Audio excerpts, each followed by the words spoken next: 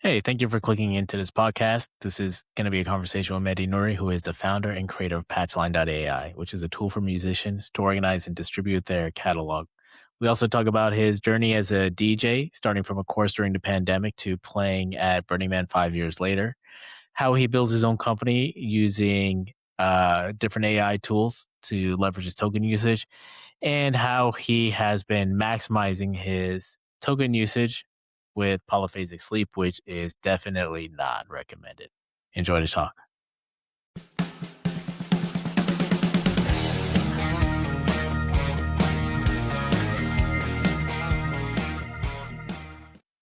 All right, this is it. Now we're recording. So Mehdi, man, first of all, thanks for coming on. It's an absolute pleasure to see you again. We were just chatting. I haven't seen your face in I think 4 years. I was just leaving New York. You were just coming in, and we were both at AWS at that time. And now you are a proper New Yorker. I don't think I don't think so yet.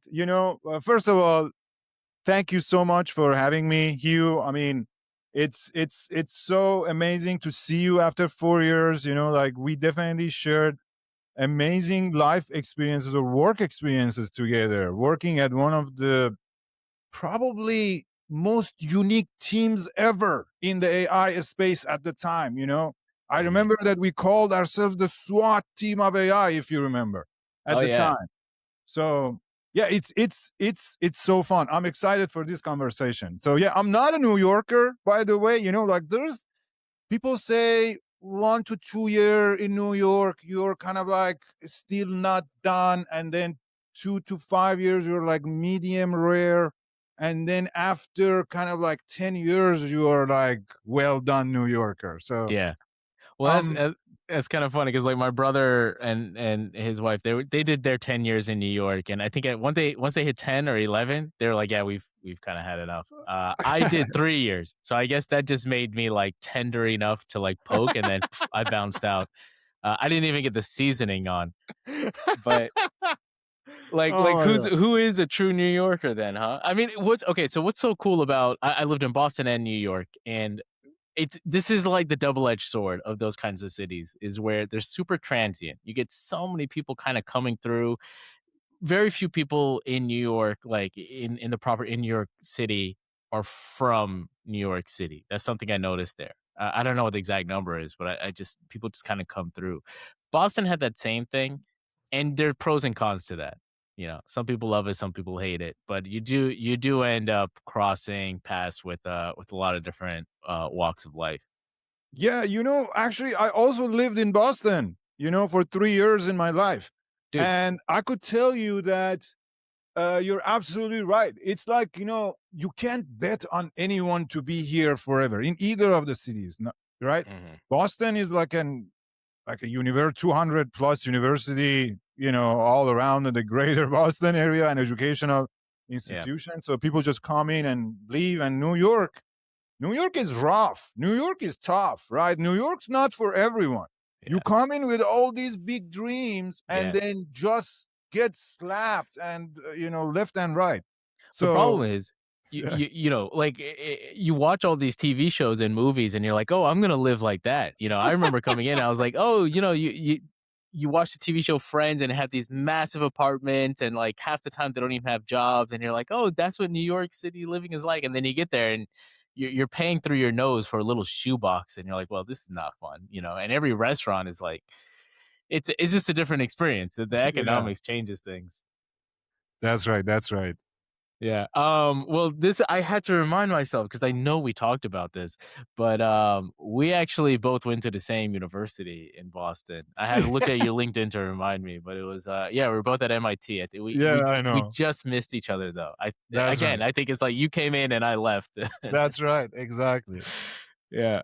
Well, okay, well, we got to start with some big news today, which is Happy Independence Day. So, I got my Yes, beautiful flag yes. up here. Happy Independence Day for sure. It's interesting. We're recording this on the 4th of July. So yeah. Yeah, yeah, it kinda slipped my mind as well. I mean, I don't know. Till this day, it's just like for me, every day is just one thing at a time. I'm the kind of person that forgets about holidays. Like I've definitely showed up to work once or twice before where nobody else was there, and I was like, "Oh yeah, it's a holiday." Completely slipped my mind.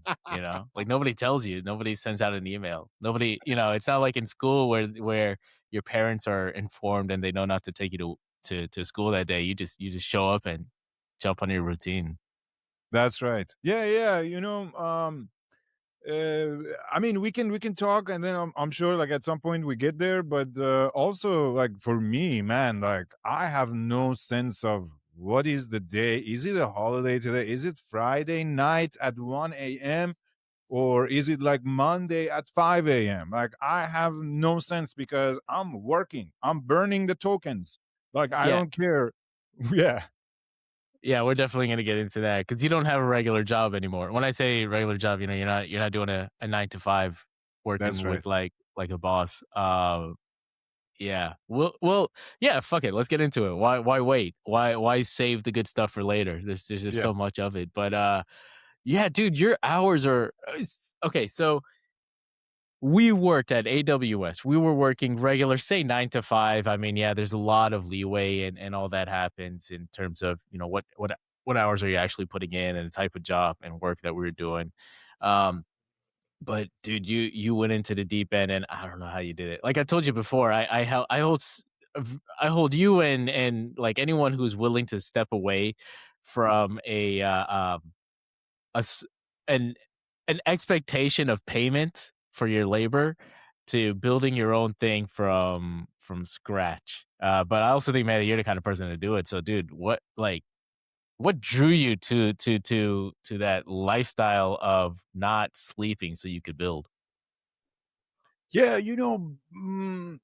y- it's first of all, I wanna tell you like a little bit about the lifestyle now, and then tell you like how like why I'm doing it this way, right? So it's been almost 1.5 years that I'm building a startup, and it's a one-man band. I'm doing it solo. I started right after the agentic AI renaissance, right? And I took that idea and then I threw it at my passion, which was music, you know? Mhm. And ever since, man, it's been such a solo journey. It's been spiritual, it's been challenging, it's been just one of a kind journey. Um, so right now, these days, I'm trying the polyphasic sleep pattern. And dude, I hate it, but I feel like that's the only way to go these days. And the reason is that at some point during my journey, I made a commitment with myself. And I was like, Mehdi, you have to keep your token burn rate greater than zero at all times. How do you do that? Like, I don't care. Is it like one token or like 1 billion token an hour? But it must be greater than one. So I was like, okay, I gotta plan the AI, let it run and wake up, review it and pass it to the other AI. So that's what I'm doing right now. Yeah, I usually like go to bed at like 1, 12, wake up again 3, 4 a.m. and just sit in front of the laptop for 30 minutes, an hour, just, like check up some of these work done by the AI and then go to bed again. It's challenging. How how long have you been doing the polyphasic sleep? Several months. Months. So, am I catching you in the middle of like asleep right now? Are you just always operating in between sleep? Is that the idea? No, I do it. I don't do it multi-facing. It's just like dual face, right? So Okay. basically, I break my night sleep into two segments. Mm, But unfortunately, my body, I can't sleep during the day because the kind of like there's like so much going on. Like I have to get so much done that I can't sleep. But at night, my body fades. Like I just like sit down. I'm like working, and then I just like pass out. Right. So then I'm like, okay, time to sleep. So then I mhm. go to sleep. I sleep for like a couple of hours, and then like I wake up. And I got used to it, and my body also like kind of like got used to it. It knows Like when there's like a little bit of light, my body wakes up. I can't even sleep again. So I have to come, work a little bit, then go back to bed. That's how. At 4 a.m. in the morning, I'm wide awake, brother. I'm like wide awake. Are you on coffee or No, nicotine no, or no, no, any no, no. sort of stuff? I don't drink coffee in at night because I want to be able to at least catch a couple of more hours of sleep after that. So your whole I think I've heard of this, but I think like Napoleon did this kind of thing. I don't know if it was polyphasic or if he just did 4 hours at night or something like that. But man, this is like I don't know how your body can operate like this. So are you like trying to catch yourself in between? I guess it's a REM cycle. So it's like you get one full REM cycle, maybe two full REM cycles, you sort of perfect the timing where you wake up in between, you knock out a ton of whatever stuff you gotta do, and then you hit your next couple of REM cycles, and then you're back. So your entire sleep cycle, instead of being like an ideal 8 hours, let's say 9 or 10 hours if you include, like, preparation and sleep hygiene. How long does that stretch then? It's like it's much lower. There's like saying I see some of these mentors and social media characters. They say why like a lot of tech bros now they look like vampires because Mhm, of exactly it, right? So because honestly, first of all, the coding co-pilots became so good that you just like imagine and you give it, and then tomorrow morning you make a plan. Tomorrow morning it comes to be like, mhm, "Good morning, Mehdi. App is ready and tested and deployed. This is a cup of coffee," right? And then so then like with that in mind, it's just like really hard to sleep. So that's why I'm like, definitely this is not healthy.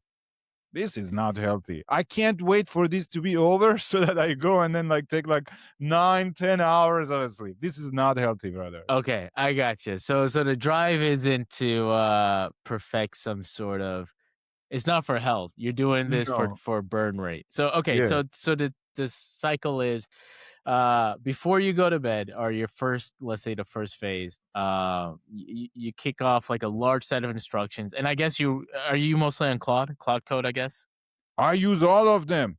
I Okay. think, if folks right now they don't burn the $200 a month subsidize like tokens, I don't know what they're doing. So I make sure that I hit the 200 Yeah. a month. Like, yeah, that's my goal. Always max out. And then when Mhm, I'm maxed out, because after you max out, it becomes insanely expensive.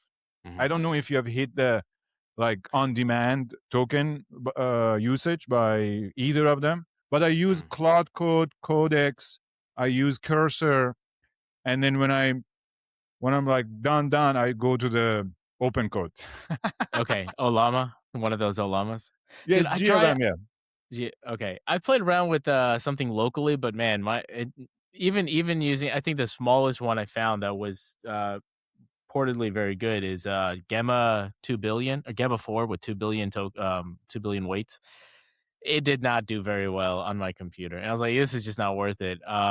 Yeah, for at work, we essentially have Claude paid for it, so I don't need to really, I don't need to worry too much about it. But I was thinking there was this big drive to like pick up a Mac Mini and put different models on there and play around with it. But to a degree, I think the pros just got to like.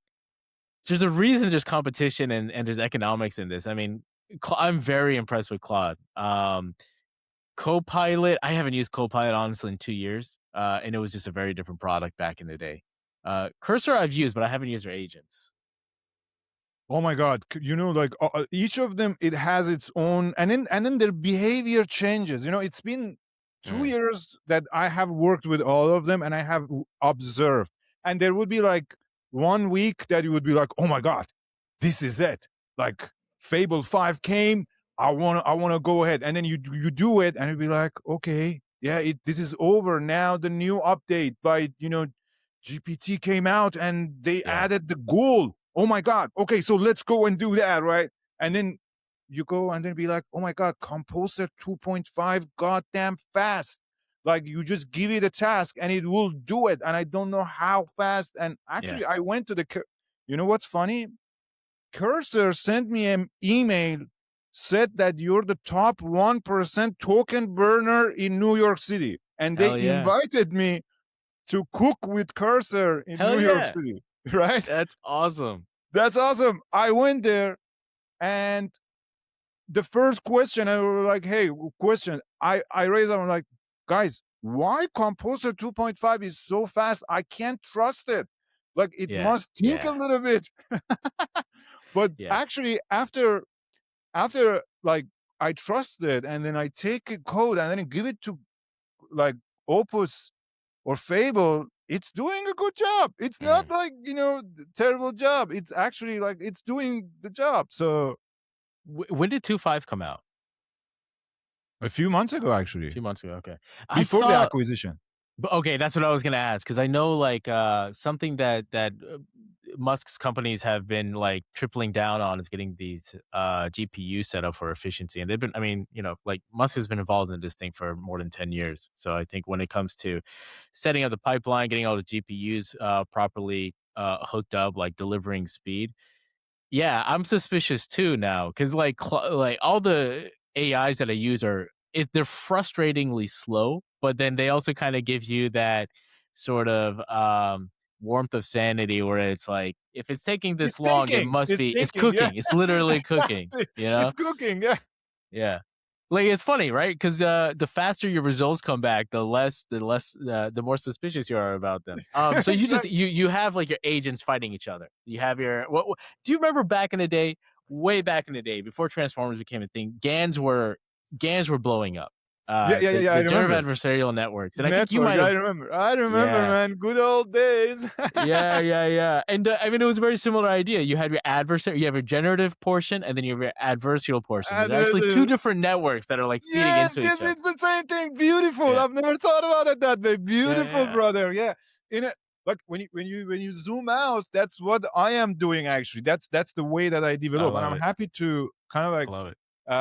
explain like how I develop, because I look at it more of like how can I like direct and guide this intelligence from one to the other one, and then like add some context around it, and then just feed the context to this one, and then take it from here. Obviously there's like an overall plan in mind, but a lot of times I actually be like, AI, go figure it out. I want to know how you do it. And Mhm. it does it, and I'm like, okay, now let's give it to this AI. Hey, AI, how did the other one do? And then I take both of them and I go to the third one. I'll be like, hey, these two said this. What do you think? Mm. So after passing the intelligence through several of these models, then it's time for me to look at and then approve, or kind of like, disapprove. That's So usually how I do it. So you would have something like three different terminals set up. You have, let's say, one terminal kicks off the job, and it's like, yeah, I'm happy with it. This looks great. It's ready for like it's ready for deployment. And then you would check its work with another tool and say, hey, go to the repo, check it out, and see if it's good. We've got this workflow where, and this is kind of frustrating. So all our PRs these days are automated reviews. Like we've found that a bottleneck with using generative code is that approving the code takes a Oh long my time. God, I was gonna say exactly right now what you said, and if you Yeah, don't mind, that's something that I recently please, I please. was thinking, right, that the bottleneck used to be, well, not used to be. When I say used to be, I'm talking about like 1 year ago. The Yeah. bottleneck used to be the human typing speed, Mm. right? Then there comes these like whisper flow or just voice agents that you just like talk to it and it will type. So now the bottleneck of the world is code review of the AI agent. That's the bottleneck of the world. Like in a world that your CI can't catch up, you just like, your agent does commits, the other coworker agent does commits, and then everyone goes through the CI. Okay, checks, pass. You wake up tomorrow with like 10 layers of code adding at the stack. So Yeah, that's the bottleneck. I actually went ahead and developed a PR review. It's called Cadence, that actually NVIDIA engineers are now, not that all of them, but one NVIDIA engineer reached out to me and be like, oh my God, can I take it for a spin? I was like, please, please go take it and use it. Do whatever you want to do with it. But dude. yeah, happy to share it with you. That's that's awesome, man. You've really gone down that rabbit hole. And I mean, like you've been AI native for a while. I mean, when we first started working together, we used to call it machine learning, and it was a different ball game. But we were coming at it from different directions. I don't know if you feel this, but I saw a tweet, and I was very happy to see this tweet because it captures some of my own feelings with some of this, which is, and I was just talking to my manager the other day, awesome guy, but I was like, man, I feel so behind. I'm like, I'm barely getting anything done. You know, we've got like 100 things to do, and I'm still like trying to push a few things down the pipeline. And it's just, I'm not happy with my speed. And he's like, oh, don't worry about it. We're actually, you know, as a team, we're doing good, and you as an individual doing good. So don't stress about it. And I still felt like I'm just not operating nearly at the speed that I would like. And all these things that we're talking about now, like, okay, you got to get through the PR roadblocks, you got to get through like all the critical reviews, you know. But the thing is, at least I can work in parallel on multiple things, which I found that's like the speed up. But then I saw this tweet where this guy was talking about like with the advent of I feel like I'm doing a lot less these days. And the reason is because anytime you're not working or you don't have an agent working, that's wasted time. And so you feel like anytime the brain isn't going, that's just waste. So if you don't tell your agents to work on something overnight, you're not you as an individual are not working because you're throwing away essentially opportunity cost, like you're throwing away opportunity labor which has zero cost, or you know, it's just the cost of the machine running, which is no cognitive cost, it's no mental cost, it's no cost on your time. And I was thinking about this, and then I saw my GitHub, and I saw like my commits, and there's a very clear jump. It's like a super bright jump since say early February or January of this year, where it just takes over. I look at that and I it relaxes me because it's like, okay, I actually am getting a lot done, and I am getting a lot more done than I was before. But it feels worse, you know what I mean? I feel like I'm less productive. Yeah, man. It's an interesting world we live in for sure. I feel the same. I have built probably, not probably, most likely and for sure, the most advanced piece of technology I ever had a chance to get my hands on it, and I built it myself in 1 year with more than 6,500 contributions on GitHub.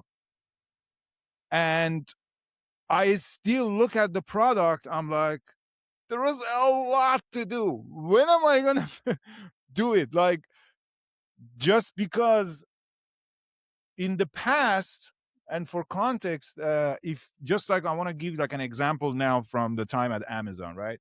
So I remember at the time at AWS, I was working with you know, like on a project, and I had the model, and I just wanted someone to show it on a page, like a HTML page, like a UI. I had no idea. I'm like a backend engineer. I'm like an AI guy in the backend. I don't know how the UI works. I would be begging everyone, right?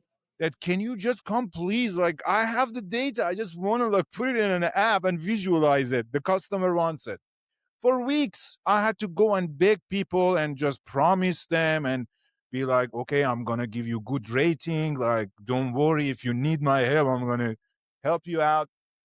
But now with the AI, man, like that's gone, right? So that gap is gone. So you imagine, and it's built. And because of that, friction is gone. Then I feel like we got, like, we're just like we want everything to be done and we don't want to do anything. Mm. You know, that's Yeah. how I feel it. You know, honestly, I love it. I feel like before this stuff came in, I was heading towards a burnout phase in my engineering career. And then this stuff came out, and it gave me a new light and new energy where it's like I can play the creator and the designer and the supervisor, and I've actually now come to kind of adopt that attitude in a much more peaceful way, where it's like, all right, I'm not writing code anymore. But I do miss one thing, which is and I remember this very distinctly. Are you familiar with this concept of flow state? Like in general flow state, Eh, right? that Yeah, yeah, you know yeah, what, yeah. that works fine. Yeah, there was like this Czech psychologist in the '70s who came up with it, but yeah, now colloquially it's the same thing. It's just like where you're locked in. You get locked in, right? Yeah, You're yeah. working on something. You're getting a very fast feedback loop. You're constantly iterating, and like the rest of the world just disappears. It doesn't exist, and you can lose yourself in it for hours. I don't get that lock in anymore. I don't get that flow state, but I do remember the way I would get that flow state is I would have my headphones on. I would be playing my like Led Zeppelin and Rolling Stones and like Jimi Hendrix, Eric Clapton, Gary Clark Jr. I had Nice, this like Jimi heavy Hendrix. rock, this blues stuff. And I would be, I mean, at my best, I'm typing according to the beat of the music, and it's just coming together, and I'll, like, lose hours in it, but I don't type that same way anymore. I don't type code these days. I'm not I rarely type code unless it's, like, heavy fine-tuning or reviewing something, and I've adopted it, and it's I feel, like a different style of engineer? Actually, the way I kinda think about it is we've taken away, the actual hands-on portion, right? So, like, let's say we're a plumber. I'm doing data pipelines these days. I'm data engineer, so like the plumbing analogy I think holds pretty well. But it used to be the case that I would design exactly where all the pipes go, all the flows, all like the diffusers and stuff like that, and then I would be the one with the wrench to tighten up those screws together. Now it's like I kind of lay out the pipes, I lay out the idea, and I give a general sense of the design. Then I hand it off to someone else to actually implement the details. Everything from where exactly does this pipe go? Where exactly does the liquid flow in? What is the expected flow rate? Where do I put my measurements and tools and stuff like that? And then it does the tightening with the wrench for me. So I'm just kind of sitting back and like watching different projects happen at the same time in parallel. Yeah, same. The definition in my opinion, the definition of a good engineer has changed forever, right? Mhm. Like software engineer and AI engineer in the past, you had to know so many details. You had to know everything Mhm. about how to curate the data, what use case actually go after, and then go and actually do the data processing, clean up, make it ready for training, and then decide which baseline you want to implement first. Then decide on the metrics, and then go validate the metrics, build the freaking validation set. All of them gone, Yeah. gone, right? And to me, what is left is two things. First, perspective, and second, taste. Mhm. We could talk about taste. I mean, a lot of people say taste, taste, taste, but I want to give my perspective on it. But I want to first talk about perspective.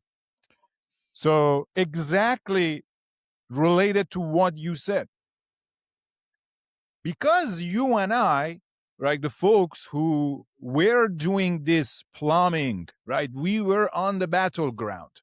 We were actually massaging the data, right?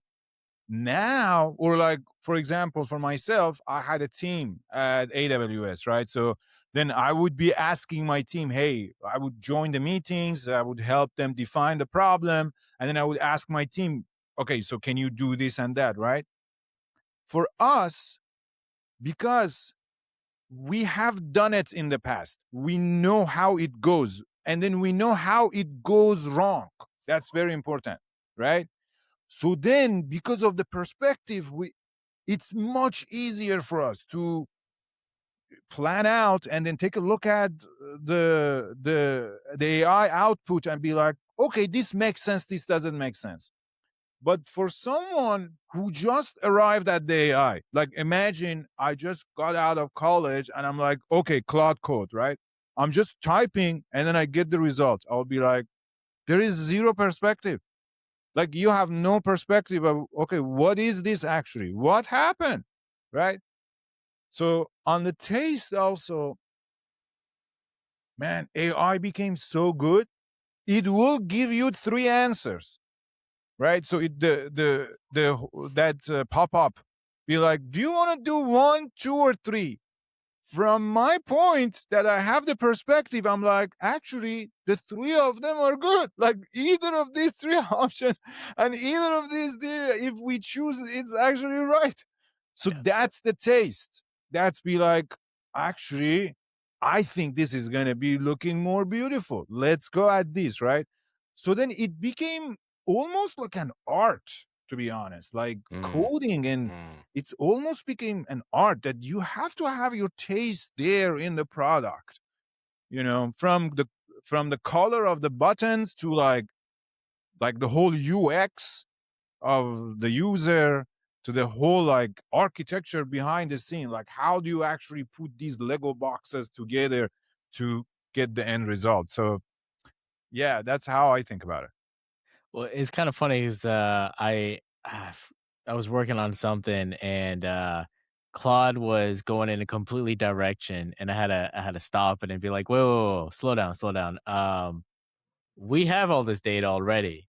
Why don't you just go there? And then, it'll do its own little tinkering and it comes back and it's like, you're absolutely right. I do have this data. I am happy to take a look at it. And for the most part, Claude is pretty good, but every now and then it does some wild stuff and you gotta go back and like fix it. But there's been this tension for a long time. And this is in like all engineering fields. I think you come from civil engineering, right? Yeah, yeah, yeah, yeah. Yeah, I did mechanical, and this joke actually works a lot. Or it's not really a joke, but this concept really holds more closely to civil engineers. Where back in the day, if you're designing a house or a building or a new structure, you have the architecture who wants to do something like crazy, and then you have the structural or the civil engineer that says that shit's impossible. Like it's just not doable. The materials are not there. The physics doesn't work out. This thing is gonna fall Exactly. apart. Yeah, and there was this constant battle, and the two, the tension essentially gave rise to some like really incredible stuff, like skyscrapers. I mean, we have skyscrapers. That's crazy. We can build insanely high because of that tension. Just pushed each other to come up with the best designs that they can make. I think AI is. I agree with you. It is kind of cool that it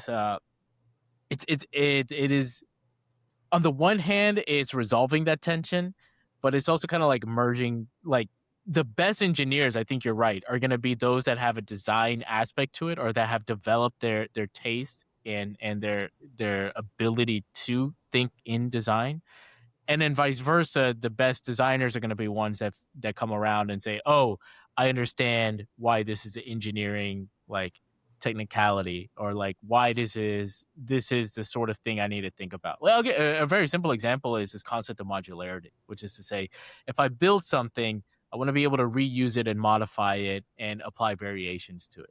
And when an engineer, you have to think about this from the very beginning, because your designers are going to come back and say, "Hey, we want to move the button over here now, or we want to use rounded corners instead of square corners, or we want to add three more buttons, or we want to give the option of switching from a button to a drop down."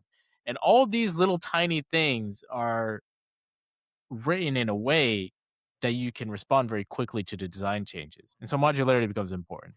But if you only know design and you don't know engineering, you're gonna have to learn the hard way that you need to build in modularity, and Yeah. vice versa. There's that's still there, but I am curious what this next generation of engineers are gonna come up with, and designers too.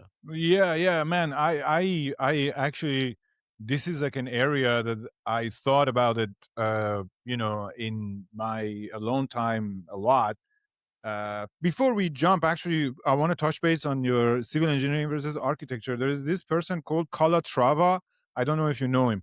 He's exactly that type of the guy. I don't even know if he's around. It like I remember I took a course back in the college like 20 years ago, and he was one of the people that he would just imagine these crazy structures, and then actually I think he ended up designing them themselves because probably no one would even like, try to design those structures. But usually like these really crazy shape like airports, or as a matter of fact, I think this building right in front of the like the in downtown Manhattan, the subway station is Calatrava design. I don't know. Hmm. I'm guessing. I'm just looking it up. I've actually seen one of his pieces of work in Buenos Aires. He did Puente de la Mujer, the woman's bridge down there. So I have actually seen some of his stuff. Yeah. He's like world known architect, and Hmm. and also I believe that he also is a engineer as well. So he designs it. I don't even. I may be wrong, but yeah, that's unique about him. That he imagines, but then he also makes it happen. Structurally. He's Because done if a you look lot of at some stuff. of those, they are like really, really interesting shapes, and Hmm. he made them possible. So yeah, moving on from that and maybe related, let's say, okay, Calatrava example, right? Okay, man, I think what happened with a like when we say AI, I mean this form of AI, because AI was around for a long time, but this form of generative agentic AI combined with the coding copilot and all, I think three gaps shrunk, and one of them, two of them makes me uncomfortable, one of them scares me. The first gap was the education gap, gone, right? Hmm. And for context, a few weeks ago, I had a friend, not a friend, like an investor that I talked to in the past, and then I pitched my company, and he was like, you know what, not for me, and we became friends. And then he's like, man, I have this 17-year-old coming and telling me that I built the perplexity, but I don't know, I can't just verify it. Can you come on the call and verify it? I joined the call. Honestly, he built his own perplexity. I mean, in his own kind of like scale, but it was just browser. It would go computer, like also would would uh, would switch between the underlying models. I'm like, whoa, 17-year-old, and he didn't have the education. He didn't go to college. He didn't take the. So I took a bachelor's. I have two masters. I did a PhD. I did two postdocs. No, he did none of that, right? So that's education gap gone. Second, experience gap gone. Exactly like the designer, right? In the past, for example, I wanted to go and design a logo, and I wanted to go design the color theme or color palette for my brand. I have no experience of what works, what doesn't work, right? So maybe I have the taste, maybe even I have the kind of like the technical abilities to go and figure that out, but I didn't have any experience. Again, that gone. You give it to the AI be like, you know what, these options better. But the third one, which kind of like scares me, is the age gap. Gone, right? A 17-year-old who's much more energetic, much more brighter in their mind, right? Hungrier, and they don't even need to do the polyphasic sleep. They just can be awake 24/7. Build the perplexity. Like, how am I gonna survive? So, yeah. So going back, I think we live in an interesting world, man. This is definitely the most interesting probably period of human history. Dude, those are very interesting thoughts. When it comes to the education gap, it's funny. I was sitting on a plane the other day, and I ended up striking up a conversation with the woman who was next to me, and I don't know how exactly. I think she mentioned her husband was like in tech as well, and I think I made a joke about how they're gonna end up on a farm and retire because that's also my dream. But we ended up hitting on how their kids are gonna go through this age of AI, and I had dropped some of my opinions in terms of education, and I was like, I don't think university is really worth it. Like I don't know if that's going to go anywhere. I don't like my in my own case, what I studied in university is not it's not practical to what I do for income and revenue. It's not useful in terms of what I need to survive day to day or how I make money. I enjoy it as an art now. Like I look at my PhD and it's like, oh, it's a beautiful piece of art. It really is beautiful. The mathematics in it, the way we're bringing together new knowledge, but the practical application is not there. But anyway, I went on this little spiel about, hey, I don't think we really need um to go through this formal education process anymore. I think we can be successful in without that, except for say particular cases for like lawyers where they got to know the law, right? And they need to know local and national law so they can actually be effective. So there some sort of testing there is useful. For doctors, it's useful to make sure that they have built up a certain baseline level of knowledge and skills that they can not cause harm, and provide benefits.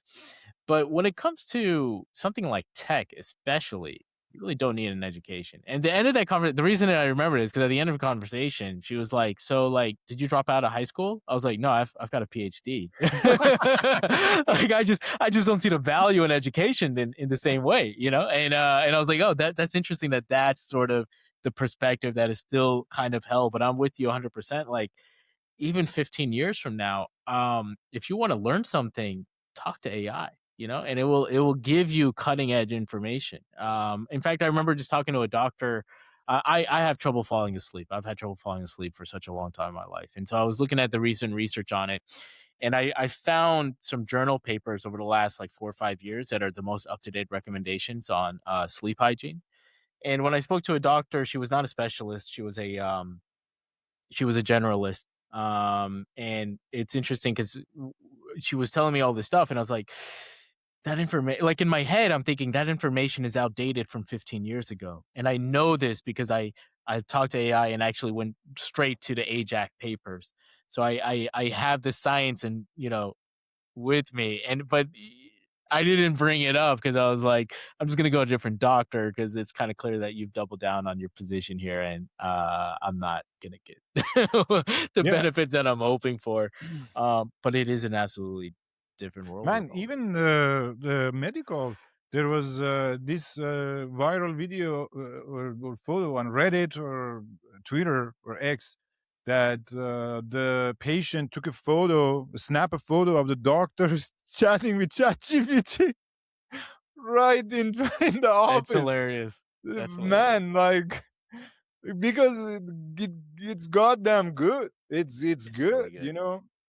I took this was about a few months ago. I got a blood exam. I had all my blood levels checked out and everything, and I was really curious how this would play out. So I fed it into Grok and ChatGPT. I tried both, and I said, "This is my height. This is my age. I'm a male, and whatever other information it wanted." And then it went through all my numbers, and I was like, "Okay, this is kind of interesting." And then I took it to a doctor. Like we had like a 1 week in between when they took the blood. I got the test results back, and then I spoke to him. He said almost word for word what Grok had already told me. Word for word. It was a 15-minute conversation, and as I was going back with AI, it was nearly an identical conversation. The only thing was different was the order, and I was like, "This is absolutely Man, flabbergasting." okay, I have the same not exact, but very similar. Okay, so I'm dealing with like some health issues because of I'm sure polyphasic sleep and all, like stress and all. I mean, I'm sure of that. So, I mean, 2 months ago, it started to kind of like coming up. So I'm like chatting with AI. I'm just like giving it some information, right? So I'm just like, okay, this happened, this happened. And then before I go to the doctor, it there comes, I'm like, what do you think is wrong? And then it gives me like five, six. I go to the doctor, take the test with the, it comes to the same conclusion. I'm like, what? And to me, that's It's crazy. Like crazy. that's It's because this crazy. thing didn't even have the numbers. It didn't have the actual vital signs or it didn't have it, but then because it knows all these patterns, it's just like squeezed into this piece of like small level of intelligence, just the whole internet and the whole knowledge of human being just packed into this little thing. Oh my god. Do you know Yeah. what's crazy about this is all accelerating, right? I Like, what know this is the compare worst of it. you say worst, I say best. Like, I'm optimistic. I feel like this stuff is No, gonna no, be this what we are like I think miscommunication. We are at the worst oh, I state gotcha. of AI right now. It I just gotcha. gets It's better. yeah, like, compared to tomorrow, today's the worst. Tomorrow Worse. is better, the Yeah, next yeah. day is even yeah, I gotcha, I hear you. That's insane. That's insane. I'm very optimistic about all this stuff, like, I well, getting into the economics of it is a very interesting thing, but we can get out to if you want to. But I think one thing is like for anybody who's staying on top of this wave of new technology and staying on top of what is possible, I think those people are going to be fine. But anyone who's not adopting these, I would urge them to start using these Please. tools as much as they can daily, because I think especially in software engineering it's here and we know where it's going, so it's just staring at us in the face. If you're not in tech, then maybe it hasn't entered your life in a way that it's going to sooner or later. It's kind of like the smartphone, It's like it only took about 2-3 years for the smartphone to become a standard piece of equipment in people's phones. Um, and I think it's going to be like that, but the effects are just going to be much more like it's gonna infuse in many more fields and topics. Oh, but Yeah. the age thing. Dude, I never thought about that. This is, I think, the first time I was, you put some fear into my heart with AI, which is, yeah, if you take away if you say like a 17 or 18-year-old is able to compete with someone who's been in the field for like 20 years because they've got the energy, the barriers to entry has dropped. And I think for the overall society, that's a positive. But for those individuals who start aging themselves out early and earlier, man, what are what are we gonna do, man? Yeah. Like, No, for us bad our news. days are numbered, brother. No, for us, bad news. Like I said, like what do we have compared to a 17-year-old? It's a little bit of savings and a little bit of experience, right? Yeah, So the experience AI is gonna take care. The savings are gonna go gone because we're gonna spend all of it on the AI token. So we're gonna yeah. be, it's just gonna become an interesting world.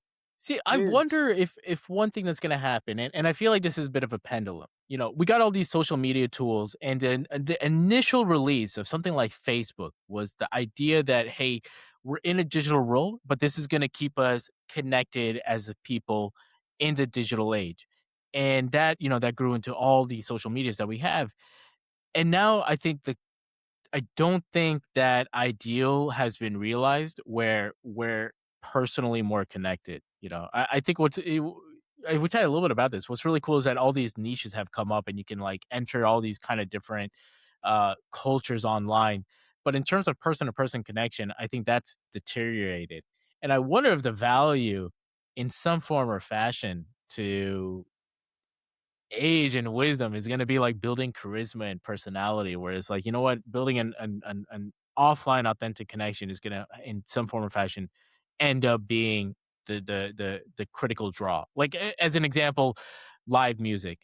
Like personally, I love live music, especially in smaller settings. Like I've been to stadium concerts. They're cool. They're not really my thing. I prefer to be in like a bar with, say, 30 to 40 patrons and a group of people that are playing, and it's a much more intimate experience. I love that. You cannot replace that with any digital, or there's no digital replacement to that for that. And it yeah, doesn't scale. It doesn't scale. yeah. It's like the difference between 50 people in a bar listening to a small band, or even like 10 people in a bar listening to a small band versus listening to a stadium. Completely different experiences. It does not scale. Yeah, yeah. Actually, the in-person experience is definitely booming and across the board, right? Um, just I think that nature is that people are just like realizing that like with all these AI content, AI products, AI everything, the human authenticity and like in music, you mentioned the music. I see a lot of music producers now, they go and intentionally put something like a problematic or unclean sample in their track, because it makes it human, right? It's not like perfect, perfect, perfect. It's like make it human. Yeah, I've seen it. yeah. Um, It's like writing a typo in your report so people don't think AI oh wrote it. my god, I've done it. Me too, bro. I do that in my outreach emails. When I try to get someone onto the show, I don't want them to think that I used Oh my AI to god, create it my cracked email. me up. Then you also did. It'll be, my favorite is I'll do I'll spell behavior with the British U, or like something like that, whereas like AI would not make that mistake. I mean, an American probably wouldn't either, but still, fuck it, it's something that makes it unique. So funny, so funny. Yeah, like, I mean, sometimes I'll just go and add like a really random sentence in there. Then uh like, okay, like, or a couple of random anyway. It's yeah, it's like a human had to write this. This is a dumb shit sentence that doesn't follow with any of this. Like Grok would never make this mistake. ChatGPT would turn itself off if it wrote something this trashy. And then you're like, oh, but it's human, so there's more that's value in it. so funny, man. So Well, okay, dude, Mehdi, I don't know how we never talk. Every time I see you, it's always mentioned, but we never get into it. And we didn't even talk about what your product is, by the way. We got to get into Patchline. We got to get into the music, and we got to get into the fact that you're a DJ. Like somehow we never touched on that. yeah. So you I don't know the right phraseology. You turn you turn at places. I think out there in New York. Like I'm curious what you were in SF before. Okay, so yeah, life story. In 2019, well, yeah, life story. After MIT, that we touched base, I did a postdoctoral experience there. By the way, like, uh, that was like life changing. That was the moment that I was a postdoc at UCF, Hmm. which is like a school in Florida. I was a professor. I was the lead scientist in the lab. I was like even coding agent-based modeling at the time. That was the dissertation, my PhD dissertation, believe it or not. And We should I, mention this is before Transformers. This is before before it's like LLMs. 2015. Yeah. Mm. When was the attention all you need? When was it? I want to say 2017. Okay, yeah, 2017. Oh, you were very, very, very correct. Yeah. So yeah, my PhD dissertation was in 2015, right? Before the attention all you need. So yeah, I remember that after I got the opportunity of joining MIT as a postdoctoral associate, I go into the lab the first day, right? So I'm like, okay, the postdoc with the PhD and like the came in, my friend. I look around. I'm literally the dumbest person in the room. I'm like, how did this happen? I could not even imagine like the level of intelligence and like everyone's so humble. I mean, Hmm. people think Hmm. of MIT students probably like, yeah, but no, actually, they are very humble Yeah. characters, because I think a part of it comes out of like they know that everyone else is like freaking like some form of a genius, so they're like careful looking around, right? Yeah. So then after that, I went to Nielsen in Chicago, and I worked there for 2 years in the marketing intelligence there. It was like an amazing experience working on like some of the toughest optimization problems, that I've ever touched base, like mixed integer programming of this really complex with complex nonlinear constraints. It was just like a lot of interesting challenges. And then I went to San Francisco in 2019, at the end of the 2019, to work at the AWS Machine Learning Solutions Lab. Boom, pandemic. I land in San Francisco, and then there is the pandemic. So it was just me and my desk and like a window to the this beautiful park. And I was like, you know what? this is the moment to just and then if you remember, everyone at the time will be like, life is short, I want to go after my passion. I don't remember, like, people will pick up dancing, people just like do all sorts of things, right? So for me it was music, so I took a course. Oh, and then there comes an effort of all of these educational institutions to put up the remote courses, because they were also going out of business, right? So these are music schools, for example. So then I found this really amazing music school in London, Point Blank. It's actually one of the really, really good music schools for electronic music. And I took 5 months electronic music production course. That changed my entire life, right? So I did that, and then I used to make songs with Ableton, and I remember I did like a few songs, and then at the end of the course, I made a few tracks, and I presented to the instructor, and I'm like, okay, man, I learned how to make the track. What's next? And he goes, yeah, you have to just make 100 more of these. I was like, what?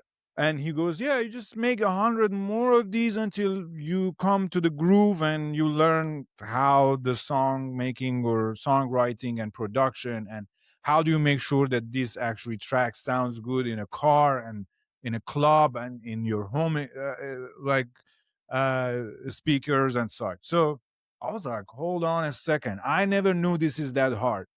So I took a pause there, but then I moved to New York. And when I came to New York, I was going through like burnt out at work. My role changed. I became a manager. And then, the generative AI renaissance happened. And then you weren't there. They cut our team in half. Half of us went the other way, half of us went the other way. And then I was basically the customer facing generative AI innovation center. And for 2 years, my friend, every day you come to the work, there is a new model by Google, there's a new model by OpenAI. And then the customer is at the golf course, like the CTO with the other customer, and they be like, yo, we are now using whatever the model from Google. They would be calling the VP, what is going on? And then the VP called us, yo, can you go fix this overnight? So that was the experience of like every day fire drill, fire drill. Okay, let's go, let's go, let's go. And then I was like, whoa, whoa, whoa. I'm getting 40 years old. I like, what's going on? This ladder, all of that. Like, when am I going to get to the music? So I took actually pause. And then I'm gonna actually show you. There's a second camera. You can see my setup. Oh, the second camera is not available. Never mind. So Oh no. yeah, I became a DJ. I did that a lot. And then I became a VJ, which is because I loved the visual storytelling. Like I used to do photography. I also like did make a couple of short films which weren't successful, and I realized that my passion is in the music and my talent more is in the music. So I shifted most of my creative power towards the music. And yeah, I became a VJ, which is like basically also um, being responsible on the visual experience, not only the music experience. And then I designed a system that would sync them. And then after syncing them, I was like, okay, what's left? Lighting. So I brought lighting also to the system. So it was like an interesting kind of like central command unit that would you had a chance as a performer to manipulate sound, manipulate visual, and manipulate lighting at the same time, right? And usually each of these are like they have their own dedicated teams, by the way, during like a professional like a performance or show. So yeah, I did that. I went and performed in a museum in here in New York City. I performed. I remember it was the Halloween party in New York City, potentially like some of the busiest nights in New York City, and there are like two big parties: the Circo Loco and the City of Gods. There are like the two big parties. There's a third party that I was playing at the midnight in the there, and it just like I was like, wow, I'm just doing it. That's amazing. So I went to Burning Man, and then I even played a sunrise set by the playa, my friend. It's like, what can I tell you? Like, there's nothing more beautiful than that. And which I was very lucky. I could tell you like how did I got that. It was like classic. They call it playa magic. It was like classic playa magic that I got that gig. I didn't have that gig. I didn't have it. And then I was just like talking to someone, like being vulnerable. I would be like, oh man, like I wish that I could play a gig here. And he goes, guess what? I'm the camp owner and the DJ at 4 a.m. canceled. You want to hop in? I was like, of course. I ran to my like where I was sleeping. I got to sleep for 2 hours, woke up, and I ripped it. Although Monolith and Tycho, two very big DJs, I don't know if you know them. They actually, Tycho had his last performance because Tycho, like, you would go and wait somewhere in the middle of the night, and then Tycho would come, and then you would march, go all the way to the end of the playa, and then he had a little art car, and then he would do the performance. So he would take, and then of course Monolink at the big stage. So I didn't have too many people on the dance floor, but man, playa comes like the sun, and I'm playing Music Is the Answer. That's that track. Music Is the Answer. Love that track. Um, so yeah, man, I did that for quite some time. Made music, went into an artist development program, and the ghost producers of David Guetta were there to just like teach us how to make the track. And yeah, I did that. I did that for until the beginning of 2025. I want to pause, but that's kind of like the gist of my experience in the performative side of the music. Yeah. Dude, that's absolutely fascinating. That's awesome. I can't believe it's only 5 years to take a course to end up like from a course online to ending up on a stage in Burning Man. And at the Well, same time, this is not like you're doing it full time. This is you're working at a really intense place at AWS. Like anyone in tech knows that Amazon, it's an awesome company. I have like positive things to say about them, but you work hard.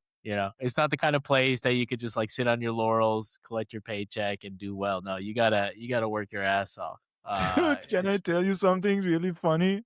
Go, You man. you wouldn't you wouldn't believe it. So there's this customer, and I'm making a track. The customer also is like a electronic music person, right? And we're vibing. This is like the lead, like the executive sponsor of the customer. And then we are having the meeting, and then the meeting, the audio in the meeting gets choppy. And then he goes, oh my god, this is a really nice vocal chop for a track. I swear to god, I take that chop, I made it a track, I have the track, I can send it to you. Yeah, And then I sent it to him directly on LinkedIn or something. I'll be like, bro, I made this a track. dude, that's I will awesome. send it to you. So Yeah, that was please my do. deliverable. That was my deliverable at the POC, like a track that I sent to the customer. I love it. Do I need to sign an NDA before I get that?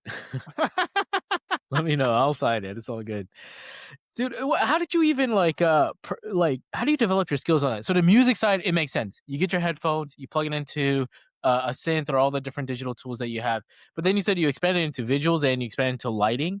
Yeah. Um, so are you like you're getting your own equipment? Because I imagine even to like get like let's say some elementary stuff where you could practice at home, that's going to be very different than when you go out to a museum or a warehouse or a club or Burning Man. That's like and it's going to be totally different if it's indoors versus outdoors. Everything, the lighting, the screen, the visuals, it's all completely different. The speakers. Yeah. So like, look, there's like so many things I can touch base, but let's talk about because music side. I don't know if like folks who are listening are in like like just have any familiarity with like the ecosystem, but the visual, let's start from the visual side, like how did I do it. So there are like a lot of tools out there that helps you manipulate visuals live during a performance, right? One of them is touch designer, right? Touch designer is an amazing tool, right? So it has tops and chops and these like really interesting data types, and then there's like a almost like uh, system dynamics, a state flow, right? So a state flow. So like like you design like these kind of like particles, and then the particles come into this state, and then you modulate them, add colors to them, or like add randomness to their x y z. There's like so much of dynamic processing power that it gives you. So I did use a touch designer. I also use Resolume Arena. Man, that tool, I love it. Resolume helps you to layer visuals, but these are like maybe like a clip, or maybe just like an element, like a visual element that you top on top of the uh, uh, you know the other layers. But then also I can maybe step out and then bring some of my equipment. Actually, I could just like show you. There's like a big area here. Yeah, And let's bring that out later. We'll take a break in like 15 or 20, and we could like yeah, reset a few things. but then basically, like long story short, my journey was like, let's go learn it all. Let's see what's out there in the world, like what other professionals are using, and then get the best of them.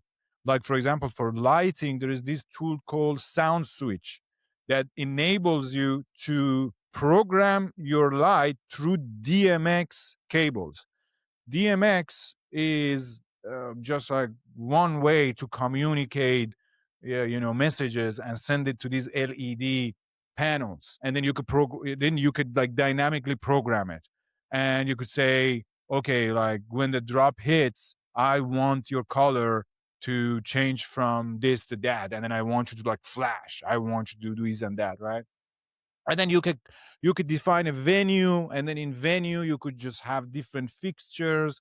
Maybe there's like a probe light, and there's like various types of lighting, and you could program them. So that's on the visual and lighting. But on the sound and audio, of course, like the CDJs, I have like two CDJ 3000 and an A9 mixer. These are like Pioneer, and these are like basically club standard. Like everywhere you go into the world, Pioneer actually owns that as kind of like a standard equipment at every club, right? There are other companies also out there, but Pioneer is one of them. So yeah, I don't know if I answered your question, but that's how you do it. Dude, I'm loving this. I am loving this. I love getting into the technical stuff. Like, I want to know how the sausage is made and everything. And thank you for sharing that. So I'm as you're talking, I'm looking up some of these different things. So is the idea that it's okay? So it sounds like a lot of things are programmatic. Uh, and I'm wondering what is a master coordinator here? And I think that's the music. So No, this I is am the like master coordinator. okay, I but was. let's say you're doing a show, right? So okay, I think I get you. So you're at a show, you're doing a show. The primary thing that you're coordinating is it the music, and then everything is reacting Music to the as the music? center. Music as the center. Music, you do visuals and lighting and stuff to accompany the music. It's the music, my friend. It's the music and the sound. The sound that's the center, the sound that drives it all. And then you have other things accompanying it. It's the sound, yeah. So you're creating the music on the fly. No, no, no, no, no, no. I didn't create the music on the fly. So let me explain. So Yeah, like when you do DJ and especially on the mixer, you bring in your tracks, right? Prepare your tracks, but then yeah. a lot of times you can actually compose music usually using those tracks, and that's the DJ tricks, right? So Mm. that sets like a good DJ from like a bedroom DJ is like a good DJ sits down in front of the record box, which is this tool that you use to kind of like prepare your mixes, but then it gives you to queue up your different section of your track, and then a lot of a lot of times you end up putting 8 cues on one track, and then depending on okay, look, let me put it simplified. 90% of DJing is track selection. Like you see the vibe, you see the crowd, you be like, okay, what's next? Right? The rest of it is just what comes, like the DJ tricks, the visuals, like the lighting is just like the show. But at core, the track selection, like the moment that you see the audience, they are just jumping, and then you just like it's a journey, right? So you take them from here, and then you take them from here, and then you take them like up, and then you have to like come down. It's a journey, and that's what like sits at the center, right? So you bring your tracks, you prepare them, and usually you have a playlist, and this playlist probably has like hundreds of tracks. You don't get to play hundreds of tracks. No, it's like maybe especially right now, unfortunately, we could talk more. The DJ sets became so short. I don't like it. Like that has a lot to do with the freaking social media. What I'm telling you, it's really deep because social, like music discovery changed from Spotify and now shifted to social media. Short form clips. Every clip needs a drop, right? So then the whole brother, they just sometimes wait on the drop so that the drone launches and then they hit the drop when the drone goes. They do it for the content. I hate that.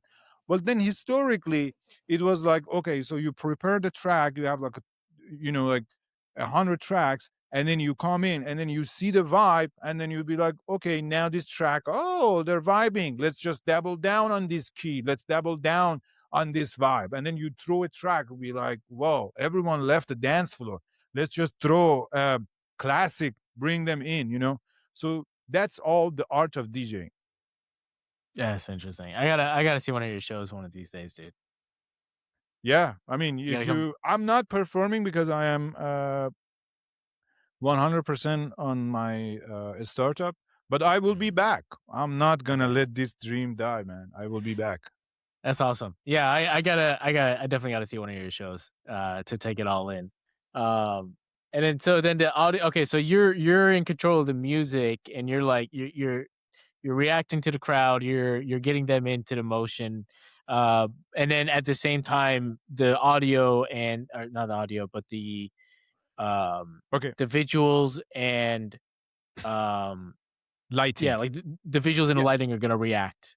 So Yeah. so, like and that's So programmatic, like, that's what you set that up before, no, no, and they're no, like, no, no. So what I did, I mapped a MIDI controller, right? So the mhm, MIDI is a protocol that helps different music instruments talk the same language, right? mhm, So you could like MIDI is like MCP for AI agents, right? It's the mhm, same protocol. So then I mapped a MIDI controller to Resolume software. mhm, So then basically I use that as a visual instrument, right?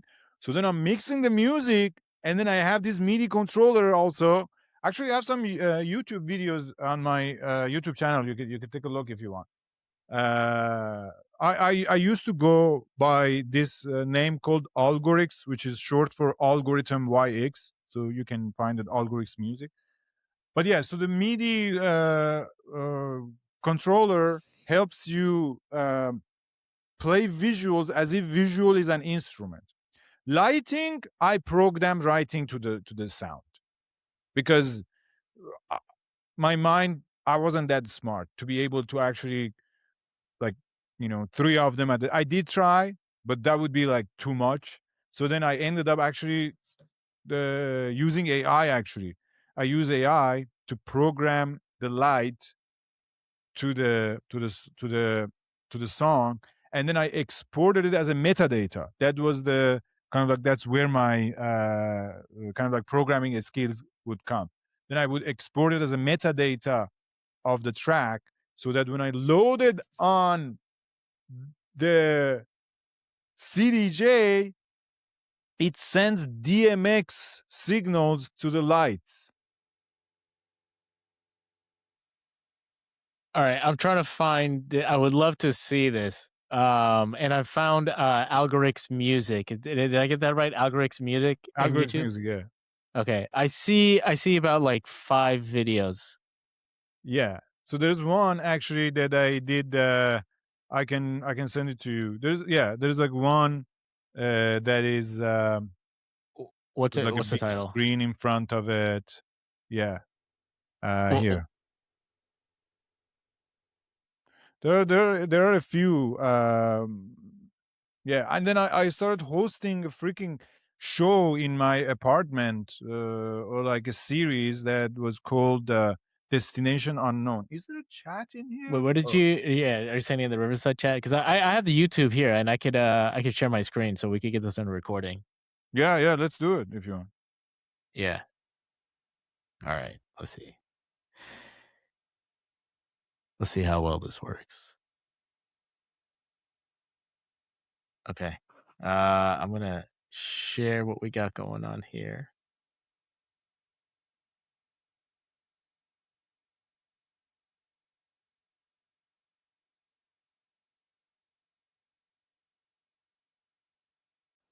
Here we go.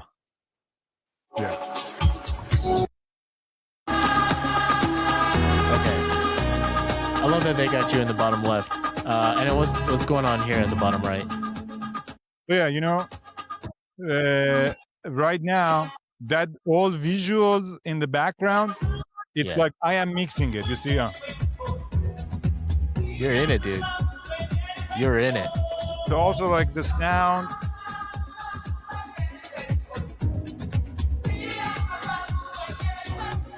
At the time, I was into the Afro house a little bit. I changed my music a little bit. So if you just, for example, go into the end, that's the type of my music that I am playing now. A little bit, yeah. That's exactly where you're. Yeah, a little bit forward. Yeah. All right. What do we got?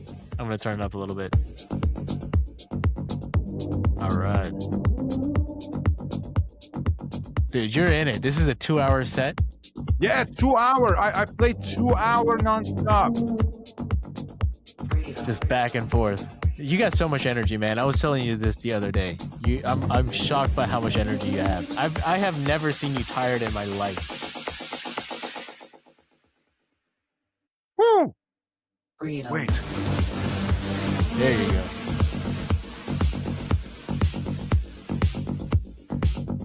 My God, man, I love it.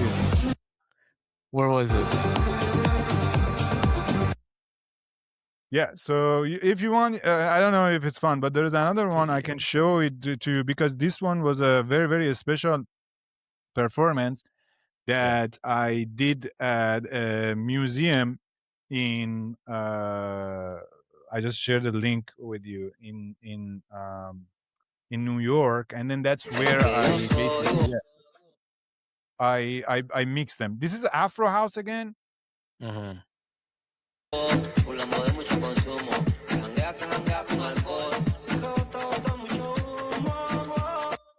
Yeah, somewhere there. Yeah. Okay, yeah.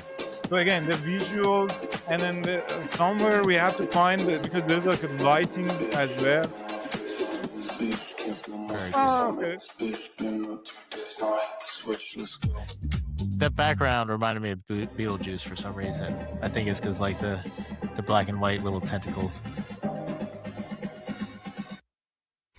It's a nice place. Mehdi. Oh yeah, when put it when the long shot is, because that's where you can see. Put it where? Like there's a long shot. I mean, okay, let's see if I can find that. Here? Oh, wait, I just had it. I thought I had it.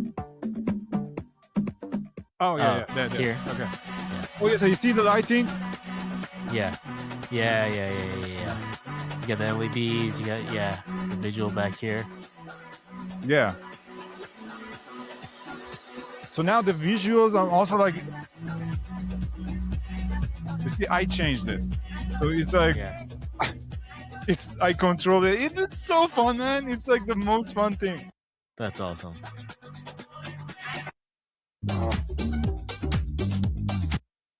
Very chill. All right, man. This is such a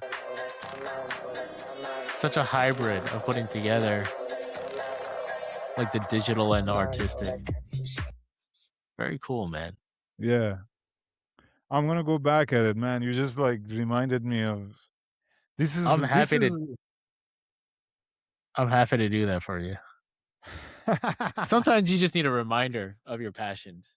You know, that's just the way it goes. It's like you really fall in love with something, and then for whatever reason you get pulled away from it, and then you see it again in the future, and you're just like, oh yeah, it brings back all those memories.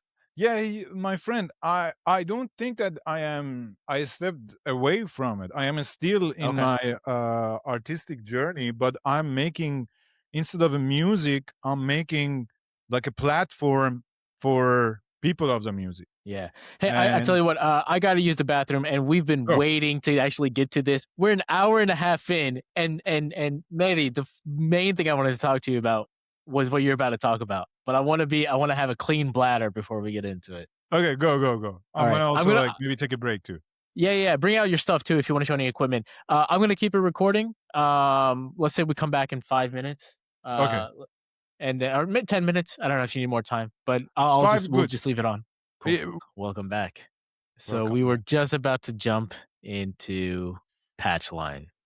Yeah. Let's For context, when in the beginning of 2025, I put some tracks out there, and I was just on a journey for like I was thinking that I will go and perform that EDC.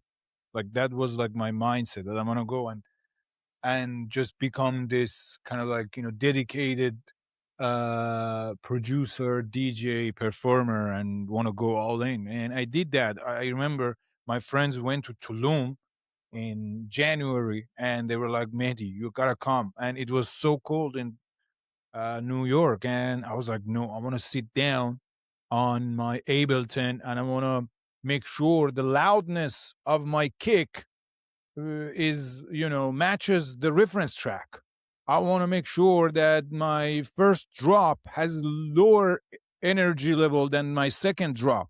I want to make sure that my bass is side chained, and all of these like amazing concepts of the music production. By the way, music production is so beautiful. I'm so mad at those people who just like type and get a full track.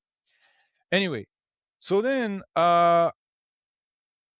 I did that, and I made a few tracks. I put it on, but then at the time I'm a data guy. Data moves me. So there comes a report from Goldman Sachs. I'm looking at the report. There are 120,000 tracks a day released, and 87% of them, they never get any streams. I'm looking at the data. I'm like, Mehdi, what are you doing? What's going on? You just made this music your entire life. For 40 years, you wanted to go and learn how to make the music. You now went to 4 different schools. You sat down for months. Actually, like literally, it's such a man. Making music is such a, how do I explain it? Especially for someone who can't like generate melodies.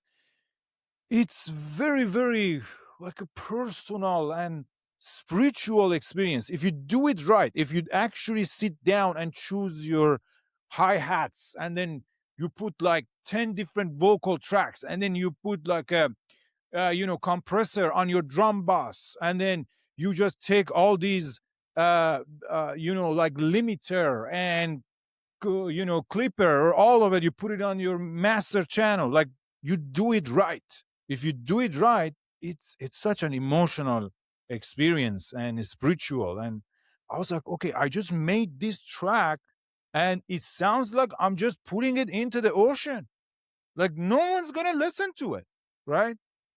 So then it was just at the back of my mind. I was like, okay, you know what, no one's gonna listen to it, but I'll make it work. Okay, so then I went to an AI agents conference here in New York City. It was just like a beginning of AI agent renaissance.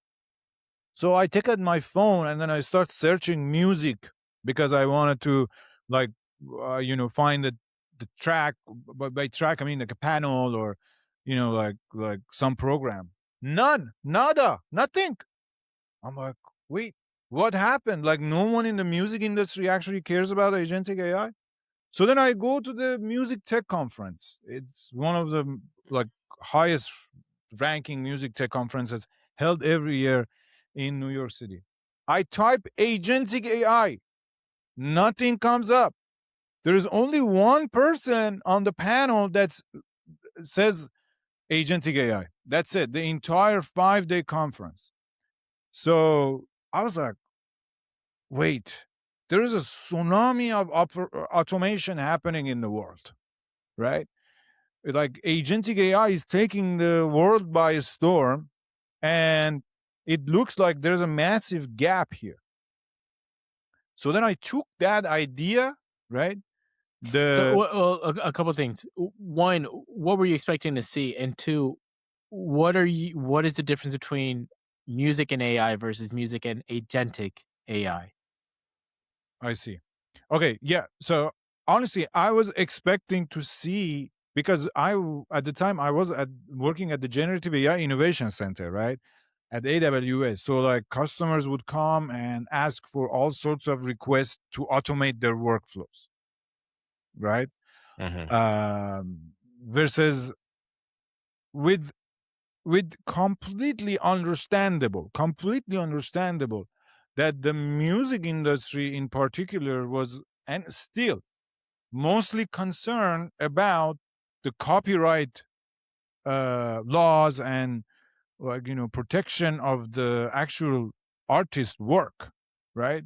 When it comes to Mhm. generative AI music, Mm, right? mm, And there is still attribution, topics like mm, attribution, which means, okay, how much of this generated track was actually attributed to the original track that was trained on. And that's a very hard problem, by the way. Probably the hardest problem right now in the music space is that. And people are trying to approach it, and there are startup companies that they have approached it and they've been successful. And uh, so it I it's it it's a whole different tangent we'll get into it now, but, like, even historically, when an artist comes up with a new song, there's been cases where, the original art like, an artist will sue the new artist because they're like, "Hey, your song sounds way too much like my song. You ripped off my song," you know? And, this is just now becoming a whole more programmatic case. But, anyway, you're at the conference, you're looking up AI stuff in the conference for music, and you're just seeing a dearth of applications there.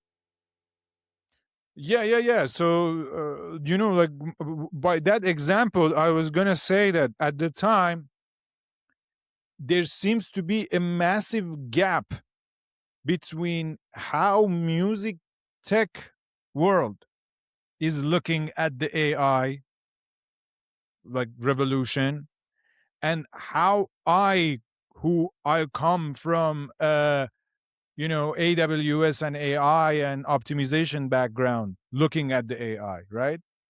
For me, I was like, yeah, it's very important to figure out and protect the artists and their work and their years of blood, sweat, and tears. But also, folks, the entire world is getting automated, right? And almost no one was talking about workflow automations, automating the noise, right? Because music tech is very fragmented.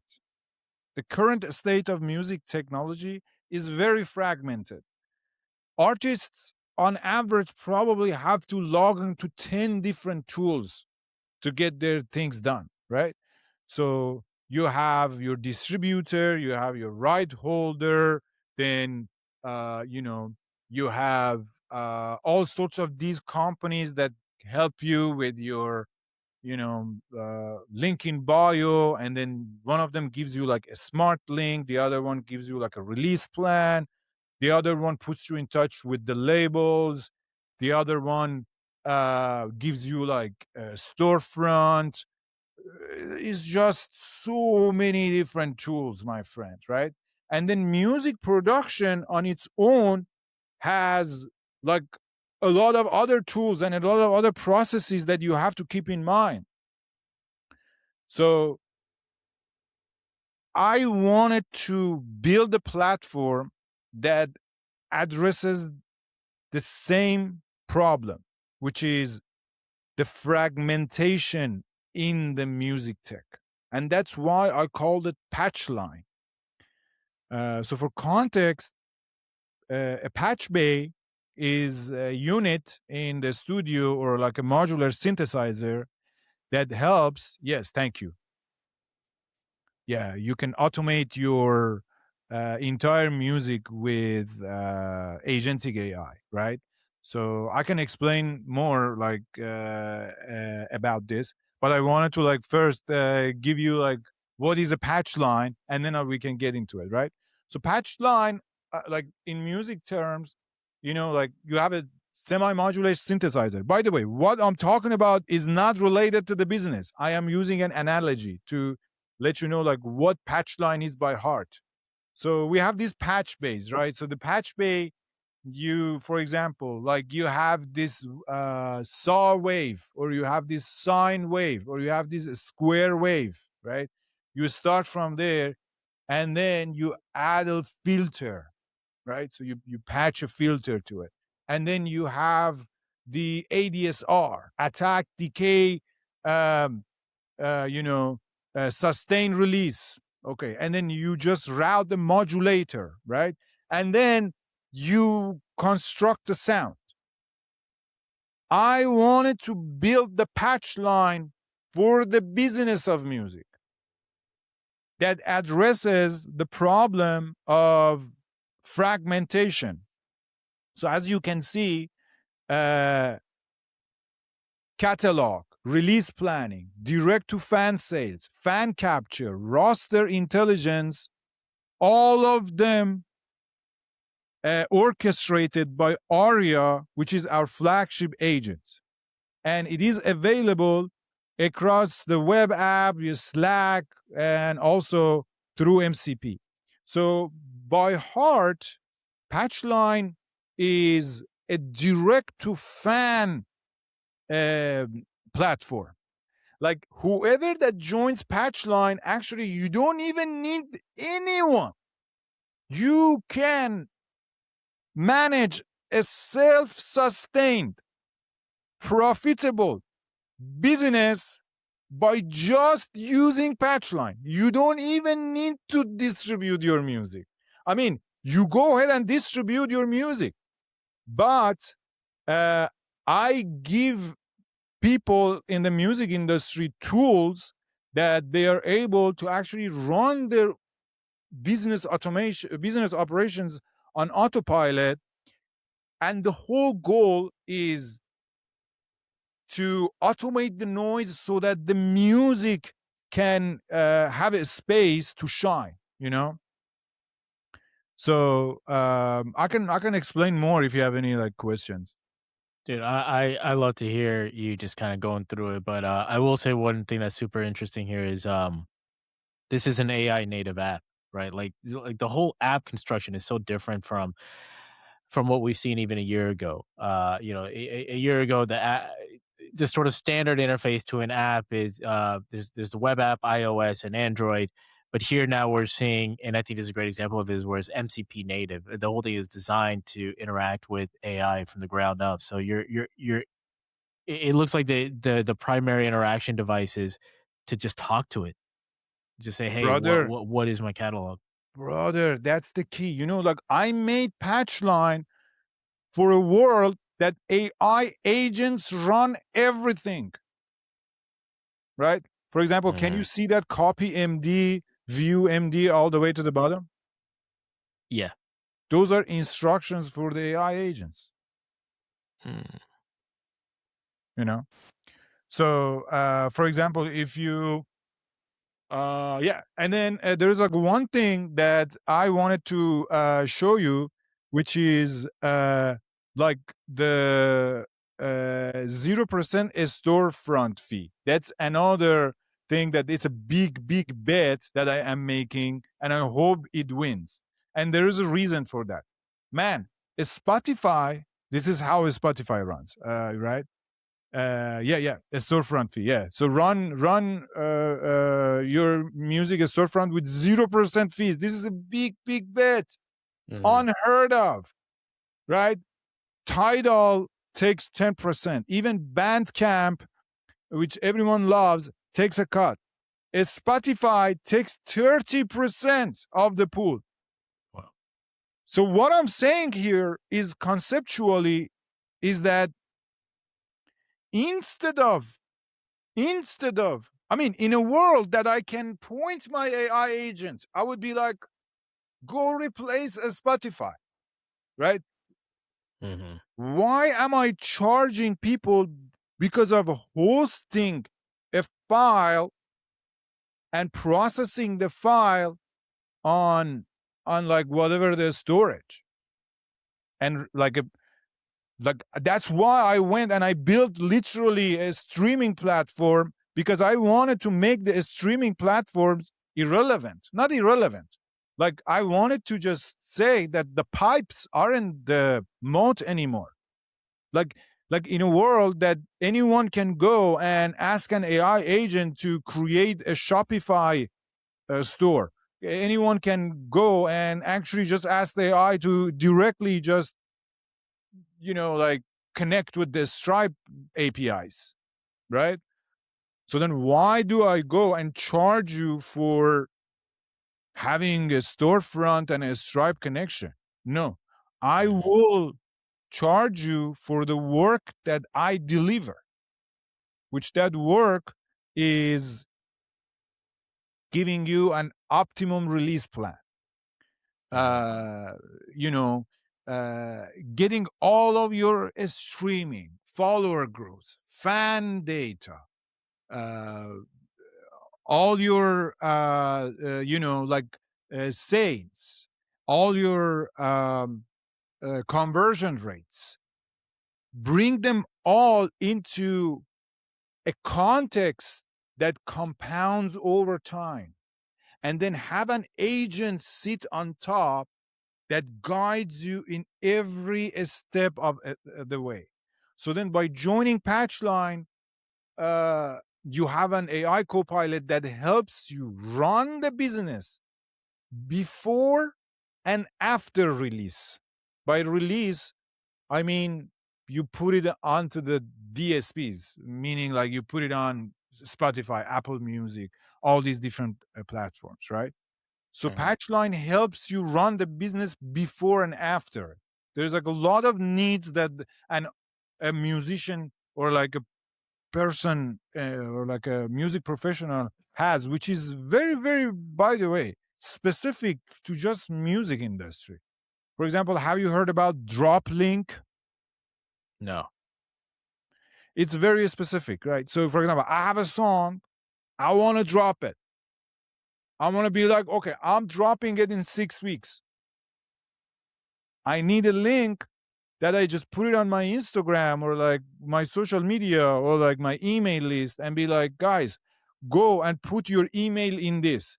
Because on the day that this track drops, I want to send you a notification that, okay, this track dropped, so that you as a fan go ahead and interact with it, listen to it, buy it, do whatever, because it's going to trigger the algorithm. Right? Yeah. This That's is a just naive one question, example. Go but ahead. what does it mean to purchase music today? What do you mean? Like, say I listen to a track on YouTube or Spotify or Apple Music. Like, it's all a lot of that is streaming now. Yeah, those are streaming platforms, but man, streaming is dying, in my opinion. Oh Now, yeah. the two big trends right now in the music technology are AI and fandom, direct to fans. That's it. Streaming is dying, in my opinion. Streaming, by streaming, I mean like Spotify. That's for discovery. Mm. Honestly, distribution became data. You know, like you only look at, you know, you put your song on a distributor doesn't mean that you distributed your song. It Mhm. means that your song is now like there's a URL attached to it, right? Yeah. It's hosted. Distribution became data and platform became distribution. What Mm. do I mean? It means that YouTube, Instagram, TikTok, they are the distribution right now. You actually go and make a content, and content has become an extension of your music. Mm. Without the content, you are nothing. No one knows about you, right?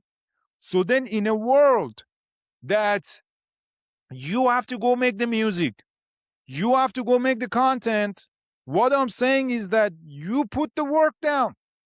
So then why do you take that attention and then bring it into your Spotify profile that gives you 3 cents a stream, if it gives you, Mhm. right?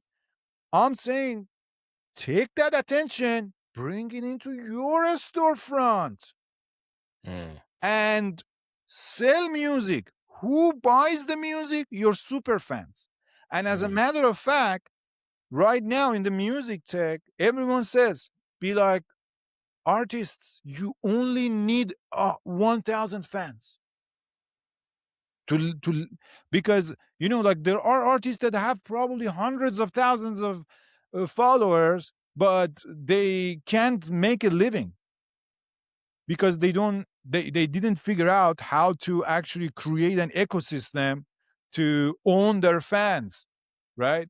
And that's what we give them, an ecosystem to actually own your fan, meaning that like every every page, every link, everything that we ship, it's tracked, right?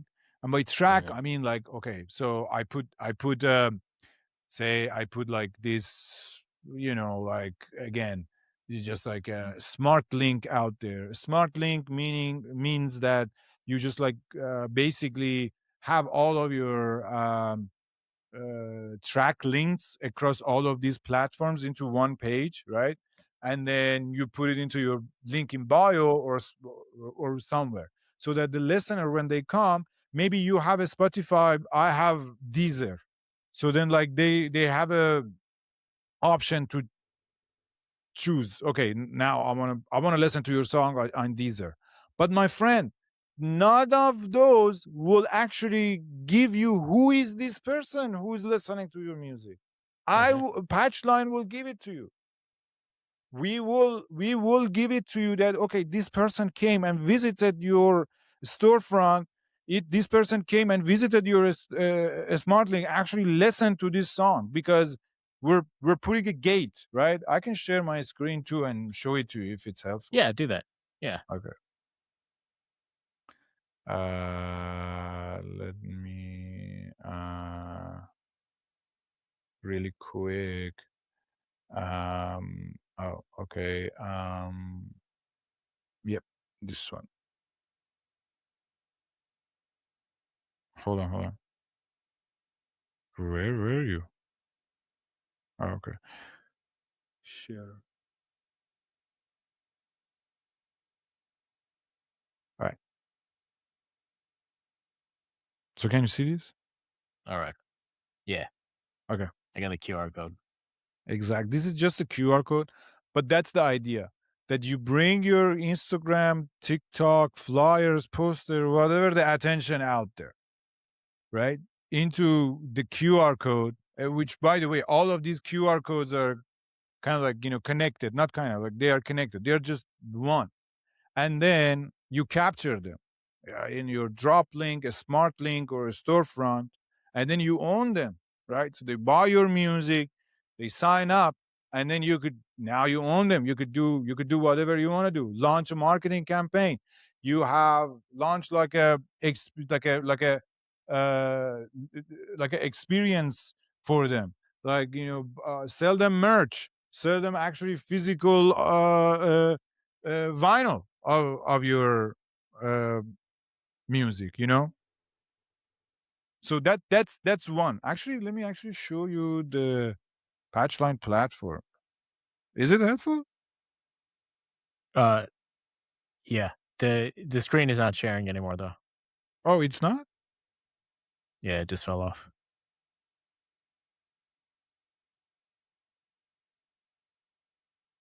Can you see it? Yeah.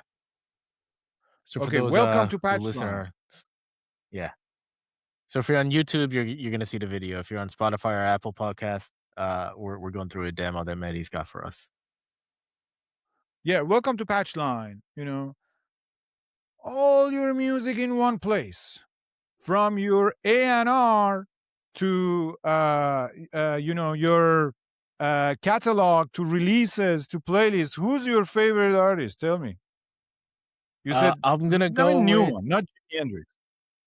yeah. I don't know if you'll get this Okay. guy. Let's see. Let's find out. I'm gonna push this one. Chris Stone Kingfish. So you could put Crystal, yeah. can you tell me because it's a Crystal, this KRIS, one? yeah, with the E at the end. KR.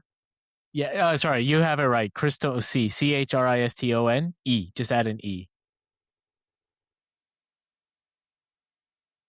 Christone. Is he a Is that it? rock? Mm, Yeah. Oh, he's the third one. Third one down. Christone Kingfish Ingram. okay, add two. I love Okay. this guy. Yeah. Yeah. This guy. Phenomenal. Phenomenal bluesman. All right. So we know everything about him. His overview, he has this All many right. monthly listeners, total Yeah. streams, social reach, the trends across Spotify, YouTube, Pandora. It happened Oh, just within a seconds. You saw it. very cool. Yeah. Yeah. Wow.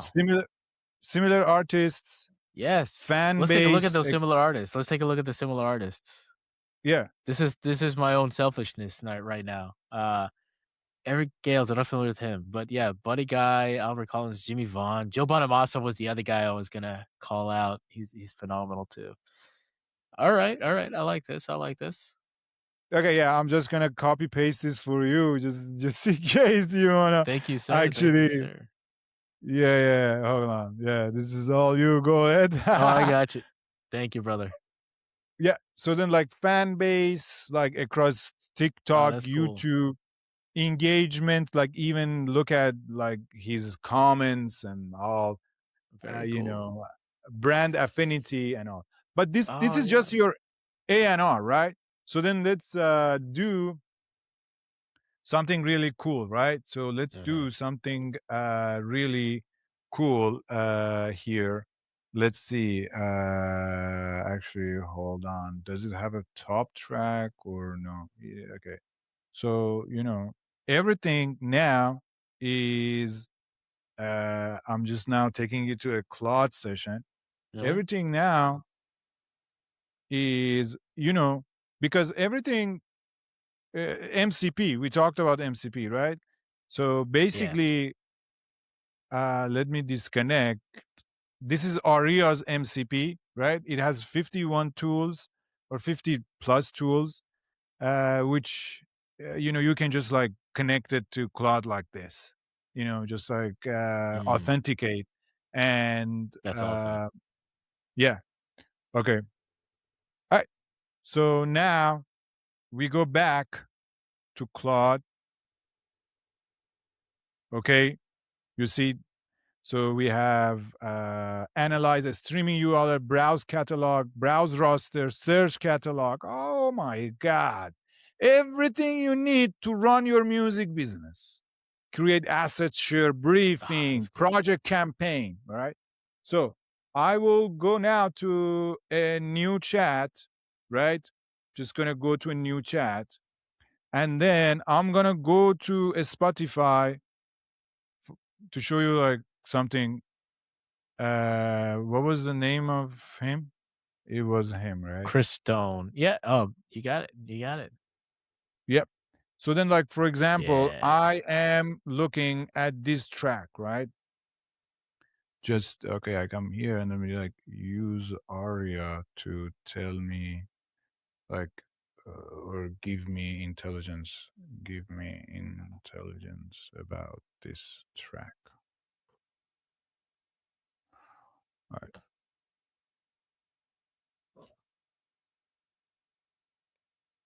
that's it.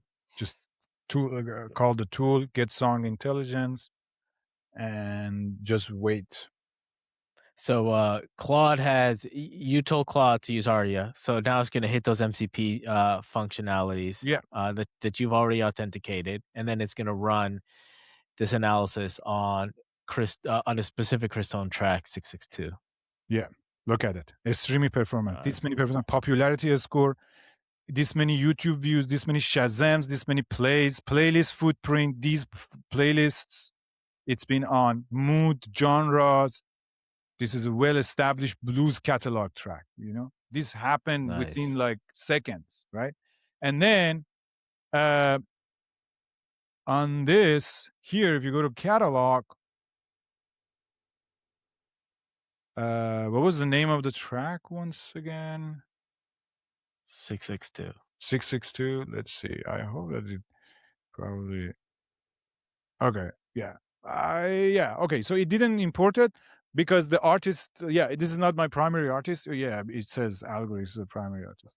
But basically, okay. So you can also like do anything. Do the same for like another artist. So like for example, one of those artists that I just sent. You said Joe Bon. That's him, right?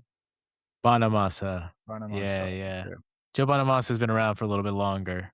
He's got like 10 studio albums, so we should get a lot from him. Okay. So copy link, and I'm just gonna say connect to this artist profile and tell me everything you can find.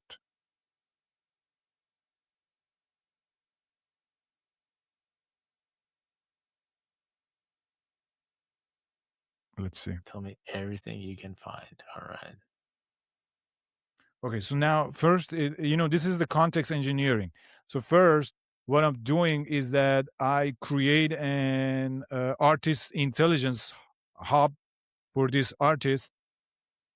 There you go, connected. There you go, mainstream US here, Spotify, YouTube. You know. So basically, this is just one of the things, right? So what I can do right now, I can say, I have a new release. Can you guide me?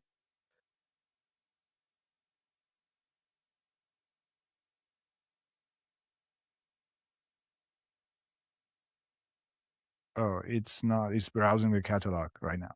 So we can just go Algoryx artist ID, open. Yeah, bro, check Okay. this out. I brought the freaking Patchline UI inside the Claude session. It's called Wow. in session context engineering. So So that I is just the app. go. The app has been brought into cloud. Yeah. Very cool. So you just like go and I don't know, like error 404. Hold on. So okay, so it's now uploading, and then hold on, don't wait on me. Go ahead and generate the artwork and give me the drop link. Very cool. Okay, so Is it the right WAV uh, file? I think I saw an error 404, but I don't know if that's the.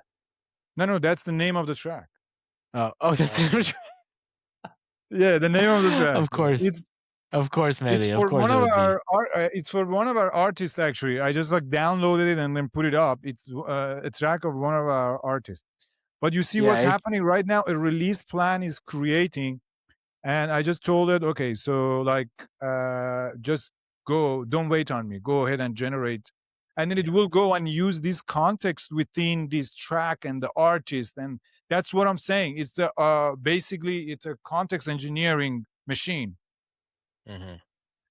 I I want can't wait to more see the hits. artwork. No track uploaded. No. Okay, this is bad. Okay. Let's see. Error for. Oh, okay. Okay, it's ready now. Okay. Yeah. This is. I think Let's. it's as confused as I am. Oh yeah, because it says error 404. I know. Yeah, yeah. I So chose it's the like, wrong. I chose the wrong. There's nothing really in the. Oh my god. That's that. Oh my god. It is thinking that this is an error. that's great. That's great. Anyway, so basically, using, but this is just the MCP, right? But then Yeah. if you go to the app, right? Hold on, where is the app? Yeah, you have the same functionality here. And by the way, it's connected to Mm, everything. It's connected to Notion, Instagram, ClickUp, YouTube. So I asked it, good morning. How did my last Instagram post do? Here, it just mm, gave me the last Instagram post. I ask it, go yeah. ahead and analyze the 10 Instagram posts and then give me suggestions. And it did analyze the 10 Instagram posts, right? There's Hmm. a lot, man. Like, you get a release campaign as well. So for example, for this error for 4 that we Hmm. just saw right now, it went ahead and created Yeah. a release campaign. Hold on. Okay. This thing. That's cool. And all that artwork, is that all generated by Patchline? The other tracks you were just showing me? Yeah. So you see, this is the release plan that just Nice. generated for this, right? So then it gives you detailed Okay. instructions from pre-processing all the way to post-release. By the way, these are not AI generated. This is GraphRag. This all is GraphRag. And this is like my users, they love these tasks because, AI will give you whatever the task. This is what actually works for the people in the music industry. I created that graph rack by interviewing hundreds of people, understanding their process. So then I morphed it into a database that I'm hosting on a graph vector database, basically. And then you can put your, oh, by the way, you can put your music on a storefront and then you can earn money. But what's cool is this thing. This is probably the coolest. You will see all your fans wherever they are, you know? Very cool. And then there's also a marketplace. So then when you put your music up there, it will show up in this marketplace that people can come and listen ad free, but then If they like the track, they can easily go add it to the cart. And as you can see, no platform fees. I mean, Mhm, they mhm. still, unfortunately, we have to pay the payment processing fee. I couldn't get rid of it. That's the Stripe fee. But Yeah. I'm not taking any fee here. Yeah. Mhm. What do you think, by the way? That's super cool. That's super cool. I mean, the fact that I'm like, now that I've got this podcast thing going, I can better understand like distribution and stats and tracking and all that kind of stuff and like a release schedule. But I like, I come from a very non-creative perspective, which is to say, like, I did not jump into any of this distribution stuff until recently. And I'm just kind of like looking through it and thinking, oh wow, that's incredible. I can't believe how fast you pick up stats across all the different platforms. Like that's very shocking to me. Yeah, bro. Like it's just like so much work done. I pushed so much of the work in the back, right? Hmm. And then Yeah. what you see, the UI is a lot. But to be honest, the UI, I didn't make the UI for even humans. I just that's like a canvas Yeah. for AI agents, right? I just I think wanted like each of them is like a folder for AI agents. Okay, agent, this is where you need to go. Like you need audience data, this is where you need to go. You need like catalog intelligence, this is where you need to go. it's interesting because I think what you've shown is also a very it's how we're going forward with how AI and agents are going to be used where you like you wrap up that content in a very specific or you give it like content around say someone's musical career and then it can really dive into that and focus all the energy on that, Like this is not the same thing you would ask for, "Hey, I need a recipe to make pizza tonight. Help me with that." No, it's like the AI agent is quite specified to perform optimally for, "Hey, I'm trying to grow my music business. I want more followers. I wanna really spend my time and energy on creation here."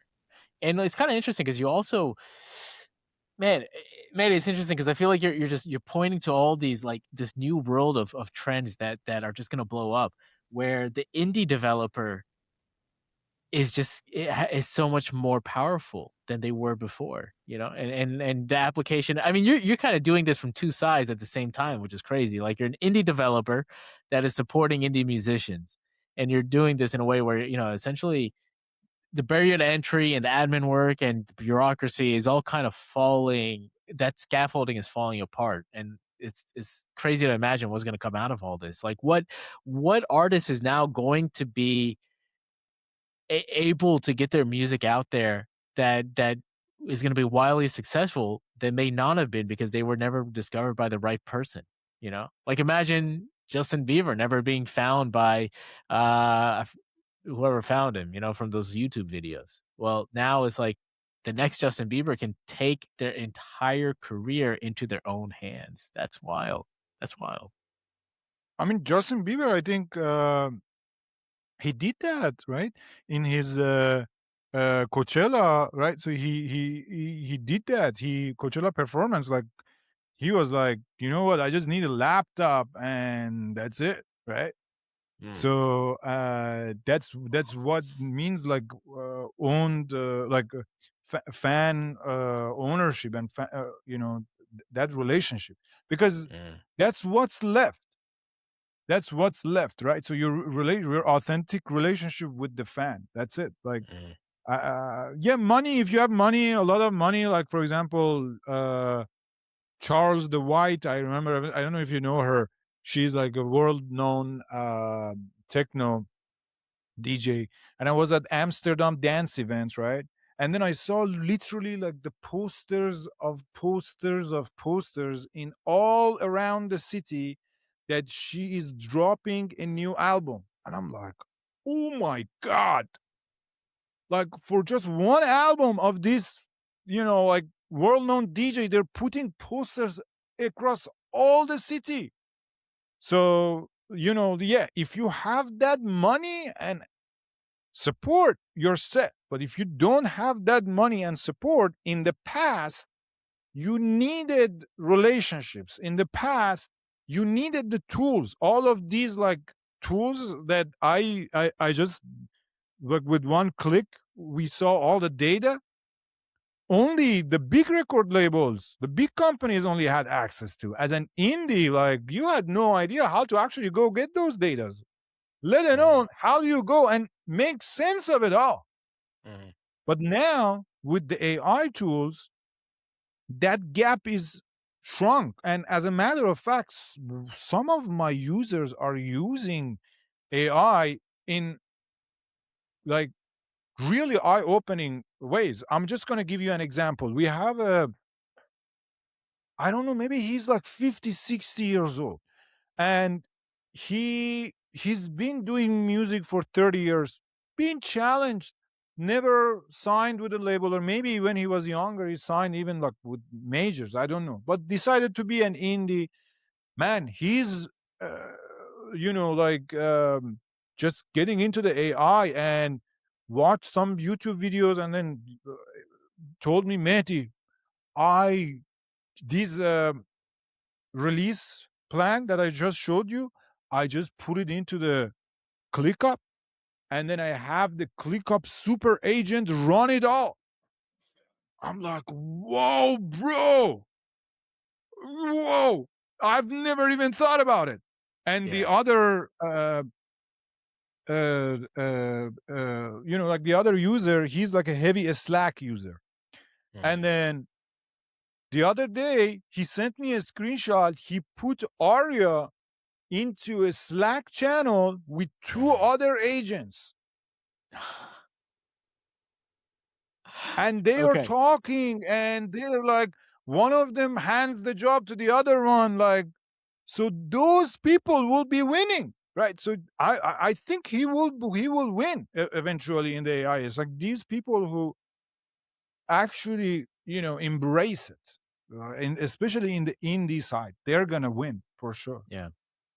This is wild. This is wild. I mean, when you think about all the steps it takes to get out a piece of creation out there, right? Because it's not just it's not just creating the music. That's the thing. If you want that music to survive, you got to go through all this admin stuff so that people actually find it and consume it, and it makes it out there. And now, if you can automate all that away, with just a control panel, where you're just a supervisor, where you say, "Hey, look, this is uh, give me 10 pieces of artwork, and I'll tell you which one I like," and then you come the whatever RE or whatever tool comes back with 10, say, well, now you select the 2 or 3 that you like the most, and you say, "I like this one, just make it more orange. I like this one, but you need to add a few more flares to it." Or, like I do this for thumbnail generation, and it's kind of been a bit of a pain, but it's very much all this stuff is kind of at our fingertips now that we are not experts in, and it opens up more venues for diving into the thing that you love. So, like, for these musicians that now no longer have to worry about, hey, I got to upload my track to like 15 different platforms, and now I want to bring in my stats from different platforms. Like, you just showed it actually very briefly with Chris Stone, and I've seen this in my own stats where the way people look at some of my clips on Instagram is quite different than they look at it on TikTok. And like the people who see it, the performance of it, the behavior of like likes and shares, it's all different. But then it's a bit of a pain to just kind of click through all those things, and it's a lot nicer to have it just aggregated in a single spot. Yeah, the whole concept that I am introducing, the secret sauce here, you know, is this context that compounds. Because I've done this, and you also, we've done this so many and so much that, man, we know at the bare it's this giant intelligence, and like, you gotta hit it with the right context. Like, if you hit this thing with the right context, it's gonna give you the result. If you Yeah, don't hit it with the right context, it's still gonna give you the result, but it's more likely hallucination, you know. yeah. Well, So I have seen some improvements in like self-correcting features, but it's not quite there yet. Where if you don't give it enough context, it will go through multiple phases where it's like trying to figure out the correct context. And like in an idealized case, it comes back and it says, "Hey, this is what I think. These are different directions to go in. tell me what's next. You know, like let's just go with the pizza example. I want pizza ingredients. I want a recipe, and then Claude will say, "Well, there's a lot of different kinds of pizzas. Are you a vegan? Are you vegetarian? Do you want a lot of protein on it? Are you trying to avoid too much sodium? Like, hey, here's pineapples, but that's an odd thing to bring onto a pizza. So you can kind of see, you can see all these different directions where it's going to take you. But man, this is super cool. Yeah, yeah, dude. I'm very, very hopeful for what I'm doing, but also I need to remind myself that uh, music is music. The margins are very low, Mm, and I'm starting to like accept it.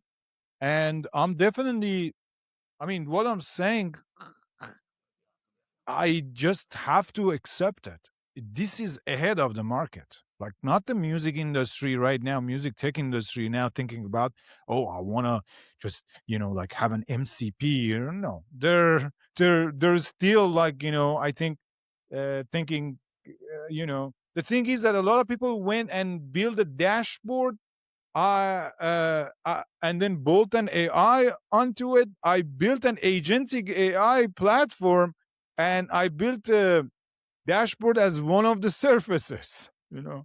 mhm. So I went the other way around. It's an AI first agentic AI company that, as a matter of fact, you would be enjoy hearing that 85% of the operations are actually automated. Mhm. you know so like we talked about all those. So I have the Sentry. Do you know about that app, right? For catching the error of your application, like in the browsers, or like the end user, they catch the errors and they send you like an MD file that, okay, Okay. this is the error, this happened. So then Okay. I fire an agent, right? Yeah. At the end of the day, I fire an agent, look at all of them, and Yeah. then synthesizes them. And then maybe there's a common error, and it will go and actually build that thing, right?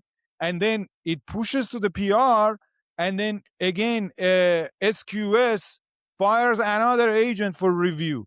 And Wow. honestly, sometimes, especially with ChatGPT right now, they added the on your phone. I mean, Claude, you could do it too, but you can actually like literally control your sessions if your laptop is on. So I'm walking, it comes fixed. When do you sleep, man? When are you getting sleep? Like this has completely taken your life for the last what, year and a half? Yeah. The lifestyle of an indie developer. Well, the number of times we use the phrase indie here, I'm pretty proud because today is Independence Day, so we get that little Oh my we get god. the little boost of independence. We could support our indie developers, our indie musicians, our indie whatever. I mean, we're going full circle to decentralized independence. Yeah, I'm with you. So yeah, so okay, a year and a half, this has been your life. You built this thing from the ground up. You said, "Hey, I need this tool. This tool is not available. So I'll just build it, I'll build it for myself and then I'll expand it to everybody else who can make value out of it." Yeah, exactly. Exactly. I mean, when I started this journey, look, what I'm saying, it's big, but I'm sorry, hopefully I can claim it, and hopefully I can win that one day, that I can say this with pride. I'm doing this for the culture, brother, because a lot of things here doesn't make sense. Like 0% on music, like Mm. everyone takes a cut from the music. That has been the standard. That has been how record labels operate. That's been how your manager operates. Your like your talent buyer operates. Like that's how they operate. They take a cut, right? What I'm saying is that no, come and sponsor your own music, your own business. I will just give you I will just rent you some shelf space for your music, but I'm gonna charge you for the work that I deliver, and the work is tokens. The work is measured now in the tokens. So I'll just like deliver some really amazing tokens for you. Yeah. So the So you said something earlier that I was curious about. You said the margins are very slim in music, and I am I'm very curious about this. So first of all, my own experience with trying to learn how to play an instrument has failed a number of times. Like I'm not musically inclined, but I absolutely love like classic rock and blues. That sort of stuff is my jam. I mean, when you mentioned Chicago, I'm immediately thinking of deep dish pizza and Buddy Guy, old electrical Muddy Waters type stuff. It's but in my own experience of trying to learn how to create music, I failed miserably. It's a very, very difficult for me. So I imagine that especially before the internet, right? Like especially before the internet where the way to learn was essentially either you pick it up on your own and you have a bit of innate talent that you hone, or you get someone to teach you. Whether that's like hiring a professional or whatever, and we call it guitar, piano, singing, whatever. I think now it's a little bit different where the tools to learn, and this is true of so many things, the tools to learn musicianship is just much more widely available. So I wonder if we're also seeing that there's an increase of supply of musicians. And so there's, as you said, there's like 100 and some thousand That's tracks released a just for day. releasing in the DSPs. You know, like there the last latest stat I know is that every 2 weeks there are 7 million songs generated on Suno. That's insane. That's insane. So this crazy supply of music is just it's exponentially growing out of control. Man, I have to be honest, and I don't care. You know, like if this goes viral and I get canceled in the music industry, I have to tell you the truth. The Yeah. truth is, the truth is, as a music producer, because I'm a music producer, we were using AI, right? We were using AI. Like for example, all of those plugins you put on your channels in Ableton, how are they doing the processing? Mm, They're like they take your audio, they rip it in for like they rip it into the bass, the vocals, like the hi-hats, the melodies, like they're using AI, right? mhm, So I, I remember there was this plugin Melody Sauce that you would give it the key and it would give you bass line. How did it mhm, do it? It used AI, right? So as music producers, or there is this plugin Lander, you take it and you throw it on your master channel, it does mastering for you. mhm, So all of them were AI, right? But then there comes the generative AI. The generative mhm, AI that you type a track to type and you get the full track. That's mhm, that's gonna take the entire music industry by a storm, right? A lot of mhm, people are now pushing back on it, pushing back AI. But my friend, mhm. have you listened to them? Have you listened to them? To one of those I've like good AI generated tracks? Here's what I'll tell you. I'll be honest with you. I don't know at this point. So there was a time, and this was just like 3 months ago. I use Spotify a lot, and I use a discovery playlist. So every week I get like 30 new tracks, and I use that quite frequently. And I got a set of AI songs that I didn't really know were AI, but it sounded a little bit off. So I looked at them more, and I found, oh, this is AI. Okay, that's why it's a little bit off. And that was about 3 or 4 months ago. Today it changes so fast that I might be listening to AI music and I don't even know it. And It's it's good. It's it's good. man, you know, there is it's good, and there's one thing that kind of like worries me is that in the composition of the song, right?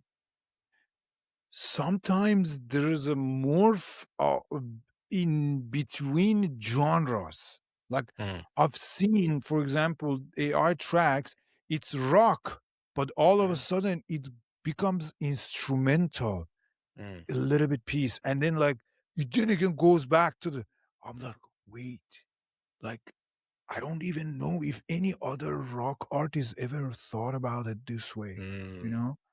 You know what I mean? Yeah, So that side of the things that it will, especially that the quality of the master now is so good that yeah. as a, as a consumer, because perceived, there is like a concept in music production called perceived loudness.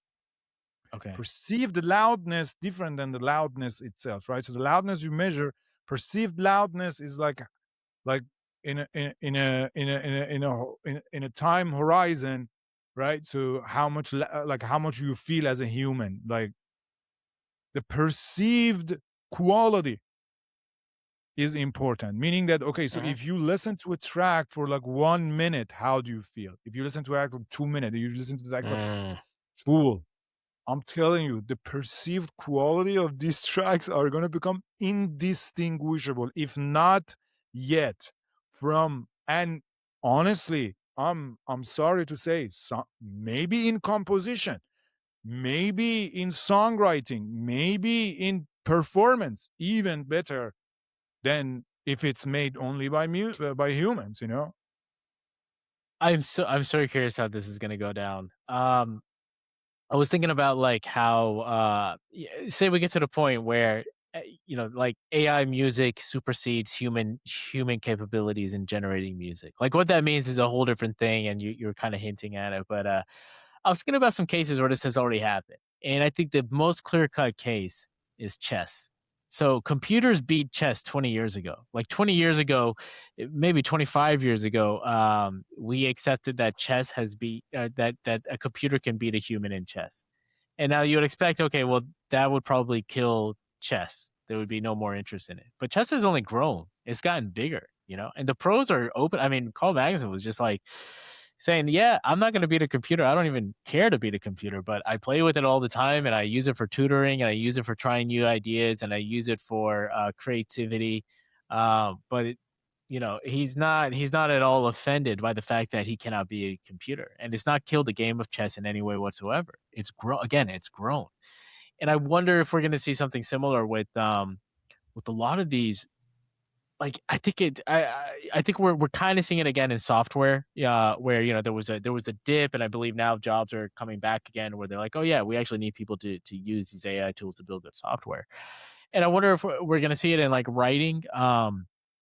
I mean, till this day, writing is still a paid profession, and I think human writers, both in fiction and nonfiction, are especially nonfiction, are able to write a lot better than AI. But I do wonder when and if that switch, what's going to happen. We didn't even get to filmmaking, but that's a whole other thing. I mean, I'm imagining a world where a screenwriter can come in, come up with a fantastic script. They're super proud of it, but they're indie, they're independent, they've got no money. So they can't make a full featured film or even a series without, hiring actors, figuring out how to do production. And now, if they learned these AI tools, they could generate an AI film and even to get kicks to get started, like I think we might end up just coming back to just these raw intimate human performances where like plays become a big thing, where like watching a movie is a commodity, but going to a play is like, oh, that's the human experience, or like even we're talking about DJing, even it's going to a show, like just the value of that is going to skyrocket. Yeah, absolutely. There's a in the music tech, not music tech, in the music, and there is this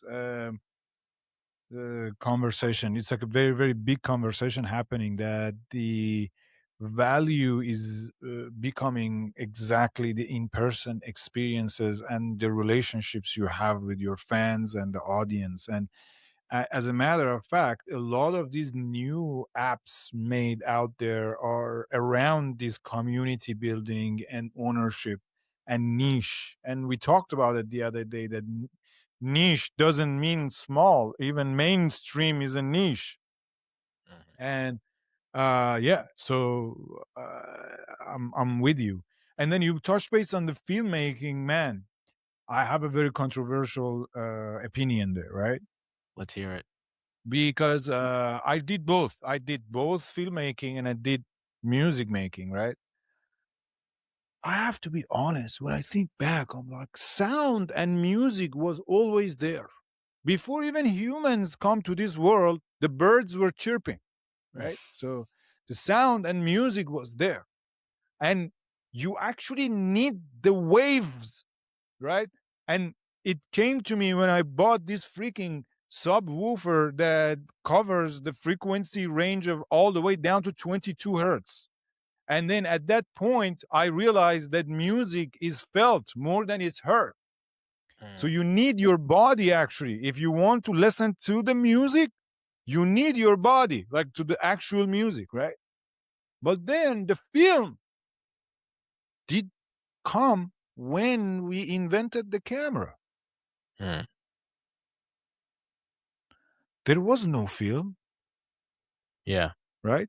So yeah, we went and then draw into the caves as like Homo sapiens, and then try to tell a story in visual ways. But there was no film. The film is a byproduct of like our evolution, Hmm. and I think in the long term there will be only two forms of art that will remain human. One of them is music. Hmm. Again, because you need the wave, you need the feeling, you need to be in person, you need to be there. And the second is documentary filmmaking or Hmm. honest documentaries. Honest documentaries. Because again, that's where like exactly that happens. The Hmm. rest of the storytelling in the film, I don't even know if it makes sense to bring actors and like Mm, maybe you bring the actors, right?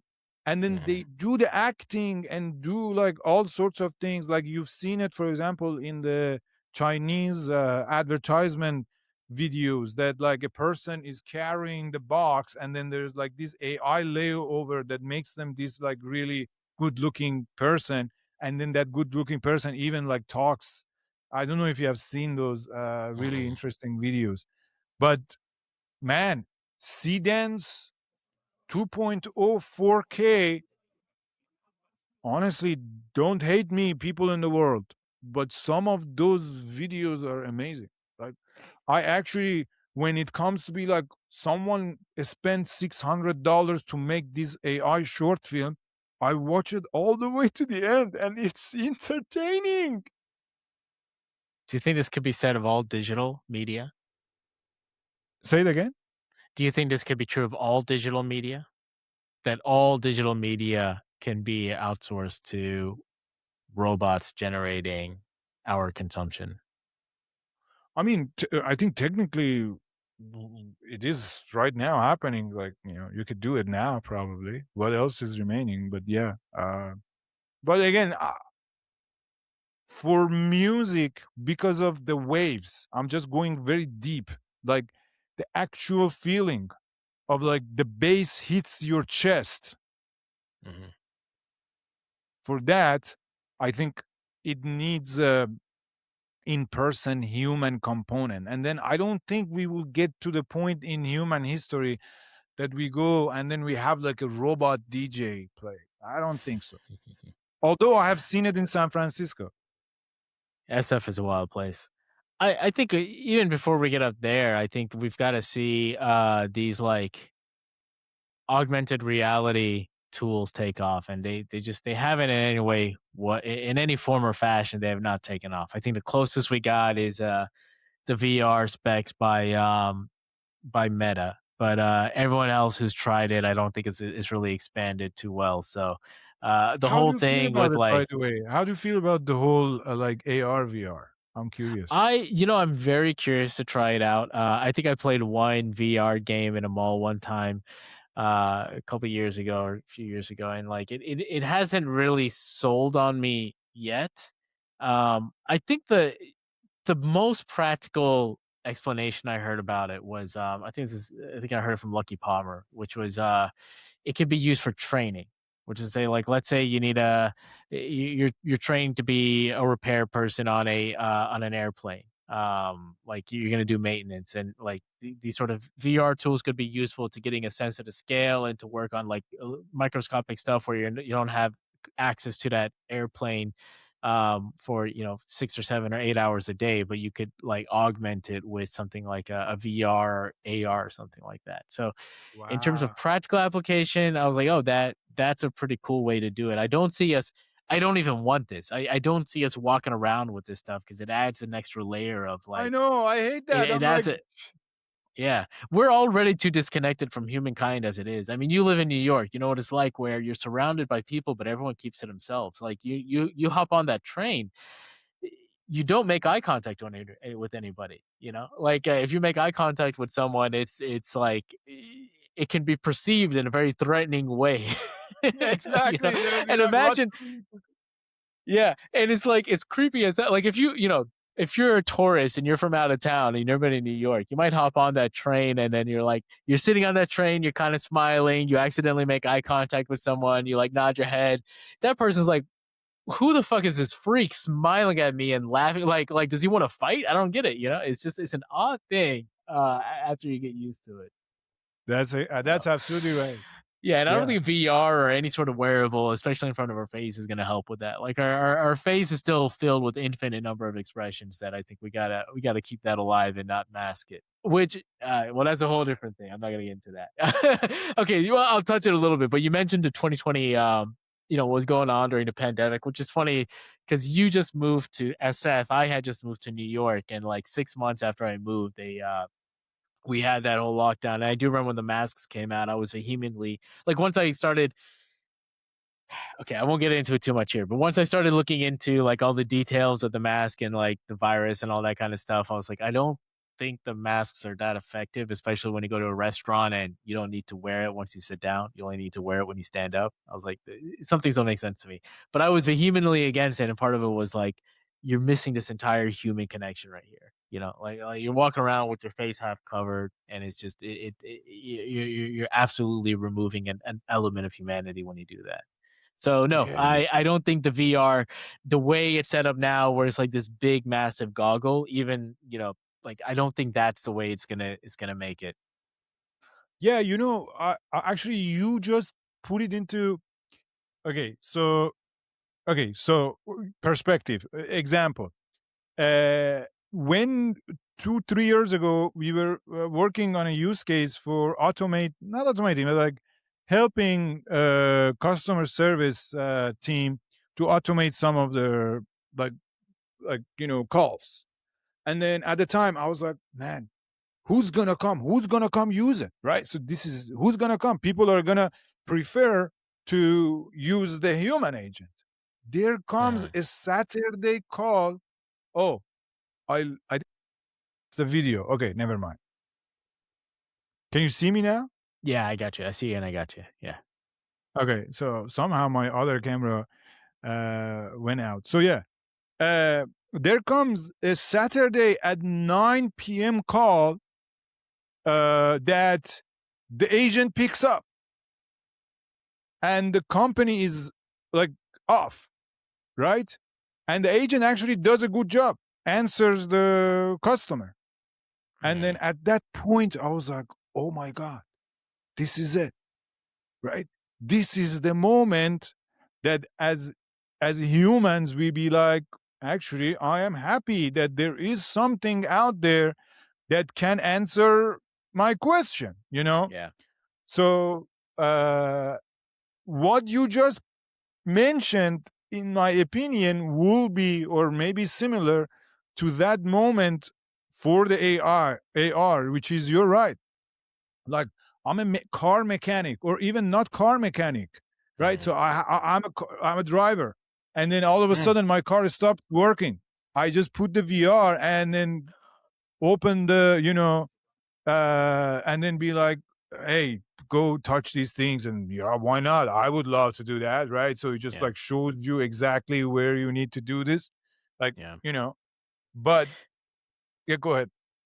Yeah, I think there's like, that's interesting. There's a lot of practical applications out of that. Like if you wear it as an aid, right? It just guides you and supervises you and it helps you with training. I mean, I I just watched the Senate documentary and I've been watching like F1 stuff a little bit here and there, so like that's on top of mind. But it's like it could even like imagine training to become a driver, improving your driver skill set. You could have these goggles on and it can react to everything visually, and also like in terms of audio, and it can, with AR, it can actually pop out like, "Oh, hey, this is when you need to shift. This is when you need to activate, I don't know, like your drag reduction or whatever," and it can really guide you all that. So it's interesting. Like kind of thinking about it in two ways, and I've seen this develop with LLMs. One is it able to aggregate knowledge, synthesize knowledge, and essentially provide like an analytics and an execution plan. That's one thing. The second part is actual execution. I think robotics is going to get us there. I think robotics has come a long way, and I think once those two things are put together with higher fidelity, it's like that's going to be a game changer.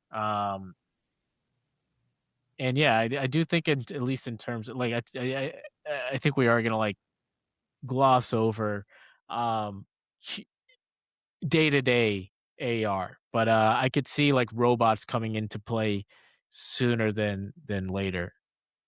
And I get sold up on technology and hype pretty quickly, so we'll see what actually happens. But I could totally envision that world and just love it. Yeah, it's gonna be definitely a different world. Robotics, man, robotics, definitely the biggest one that is coming. I saw that figure robot deployed in BMW sites, and like a few weeks back, if you saw it, it completed like a 400-hour shift without a stop. Like, um, yeah, Was that the one and with like the then boxing? I think it was yeah, like, yeah, yeah. Wow, that's wild.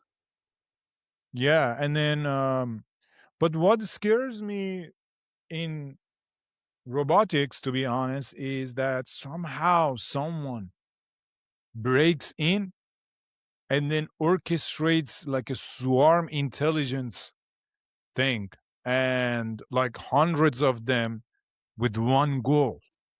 They just collaborate to achieve that goal. Like that scares me. The swarm intelligence of the robots or drones, that's like scares me, man. That's when we get to Terminator. That's when we all need to do our homework and watch the Terminator and figure out how we're gonna get ourselves a Sarah Connor to save us. There's one thing that I wanted to ask you about, which is I was curious, and then we'll wrap it up. But I was wondering, what are your influences? Like, what influenced you? What influenced you into music? What influenced you to get into tech? What influenced you to get into business? Like, what kind of books are you reading? What kind of films are you watching? What kind of people are you following to get inspired? Yeah, thank you. That's a very good question. Like, I have to be honest with you. Books for sure. I love reading. I'm reading the courage of being disliked and the algorithms to live by right now. But books, like, s- s- I think in a world that just your attention is stolen by everything, right? So everyone is there to steal your attention, from the apps Mm, to, like platforms to everything else. Sitting down and actually reading a book is very underrated. And yeah, so I love reading books, man. Like, I have like just like a lot of them. And the second one is I use social media more of a mentorship than just watching memes or fun videos. And throughout the years, I have accumulated some of these mentors that I have witnessed their points of views and their lifestyles. So every day they usually like send a message, right? So one of them, I think we talked about one of them, Naval, and like I got inspired by him a lot Mm, because of like his mindset of just life in general. Like I really enjoy. mhm, But on the music side, also there are people that really inspire me, like James Hype, for example, a DJ that really, really inspires me. Uh, I have to be honest, at core is like whoever that was an underdog and now mm, making it, and they did it with hard, hard, hard work. Those characters inspire me the most, you know, like the mhm, people that amongst like against all the odds, they made it, mhm. right? So like last night's game, Argentina and Capa Verde, like that shit inspires me, man. Like I'm like I get goosebumps. Yeah, That's like what makes me, because the hope, without the hope, it's just hard. But then these grounding moments make me be hopeful, because without it I don't even know what to do. yeah. So podcasts, I listen to podcasts, uh not a lot. I'm not a listening podcast person. I'm not a listening book person. I Mhm, love to read. I love to like read a paragraph and take a moment to think about it, right? yeah, I actually tried to be a 2x podcast listener, but my mind just like I listen, I hear a sentence, and I'm like, whoa, okay, they are talking. My mind is still in the sentence, right? So yeah, I lose the track of thought. yeah. Uh, yeah, Fair enough. I do rewind a lot myself. And yeah, I've seen Naval's. I think I caught a couple of his. I read his book too, which was interesting. Well, it's not his book. I think it's Eric Jorgensen who just collected a lot of his tweets. But in either case, yeah, it's a lot of a lot of good pieces of motivation, especially like to keep you going, to get through the rough patches and to just kind of grind on. yeah, man, Yeah. yeah. All right, Mehdi. I'm gonna wrap it up here, but stick around for a second. I want to catch up with you. That sounds good. Pleasure having you, brother. It's been a pleasure. Thank you so much. Thank you.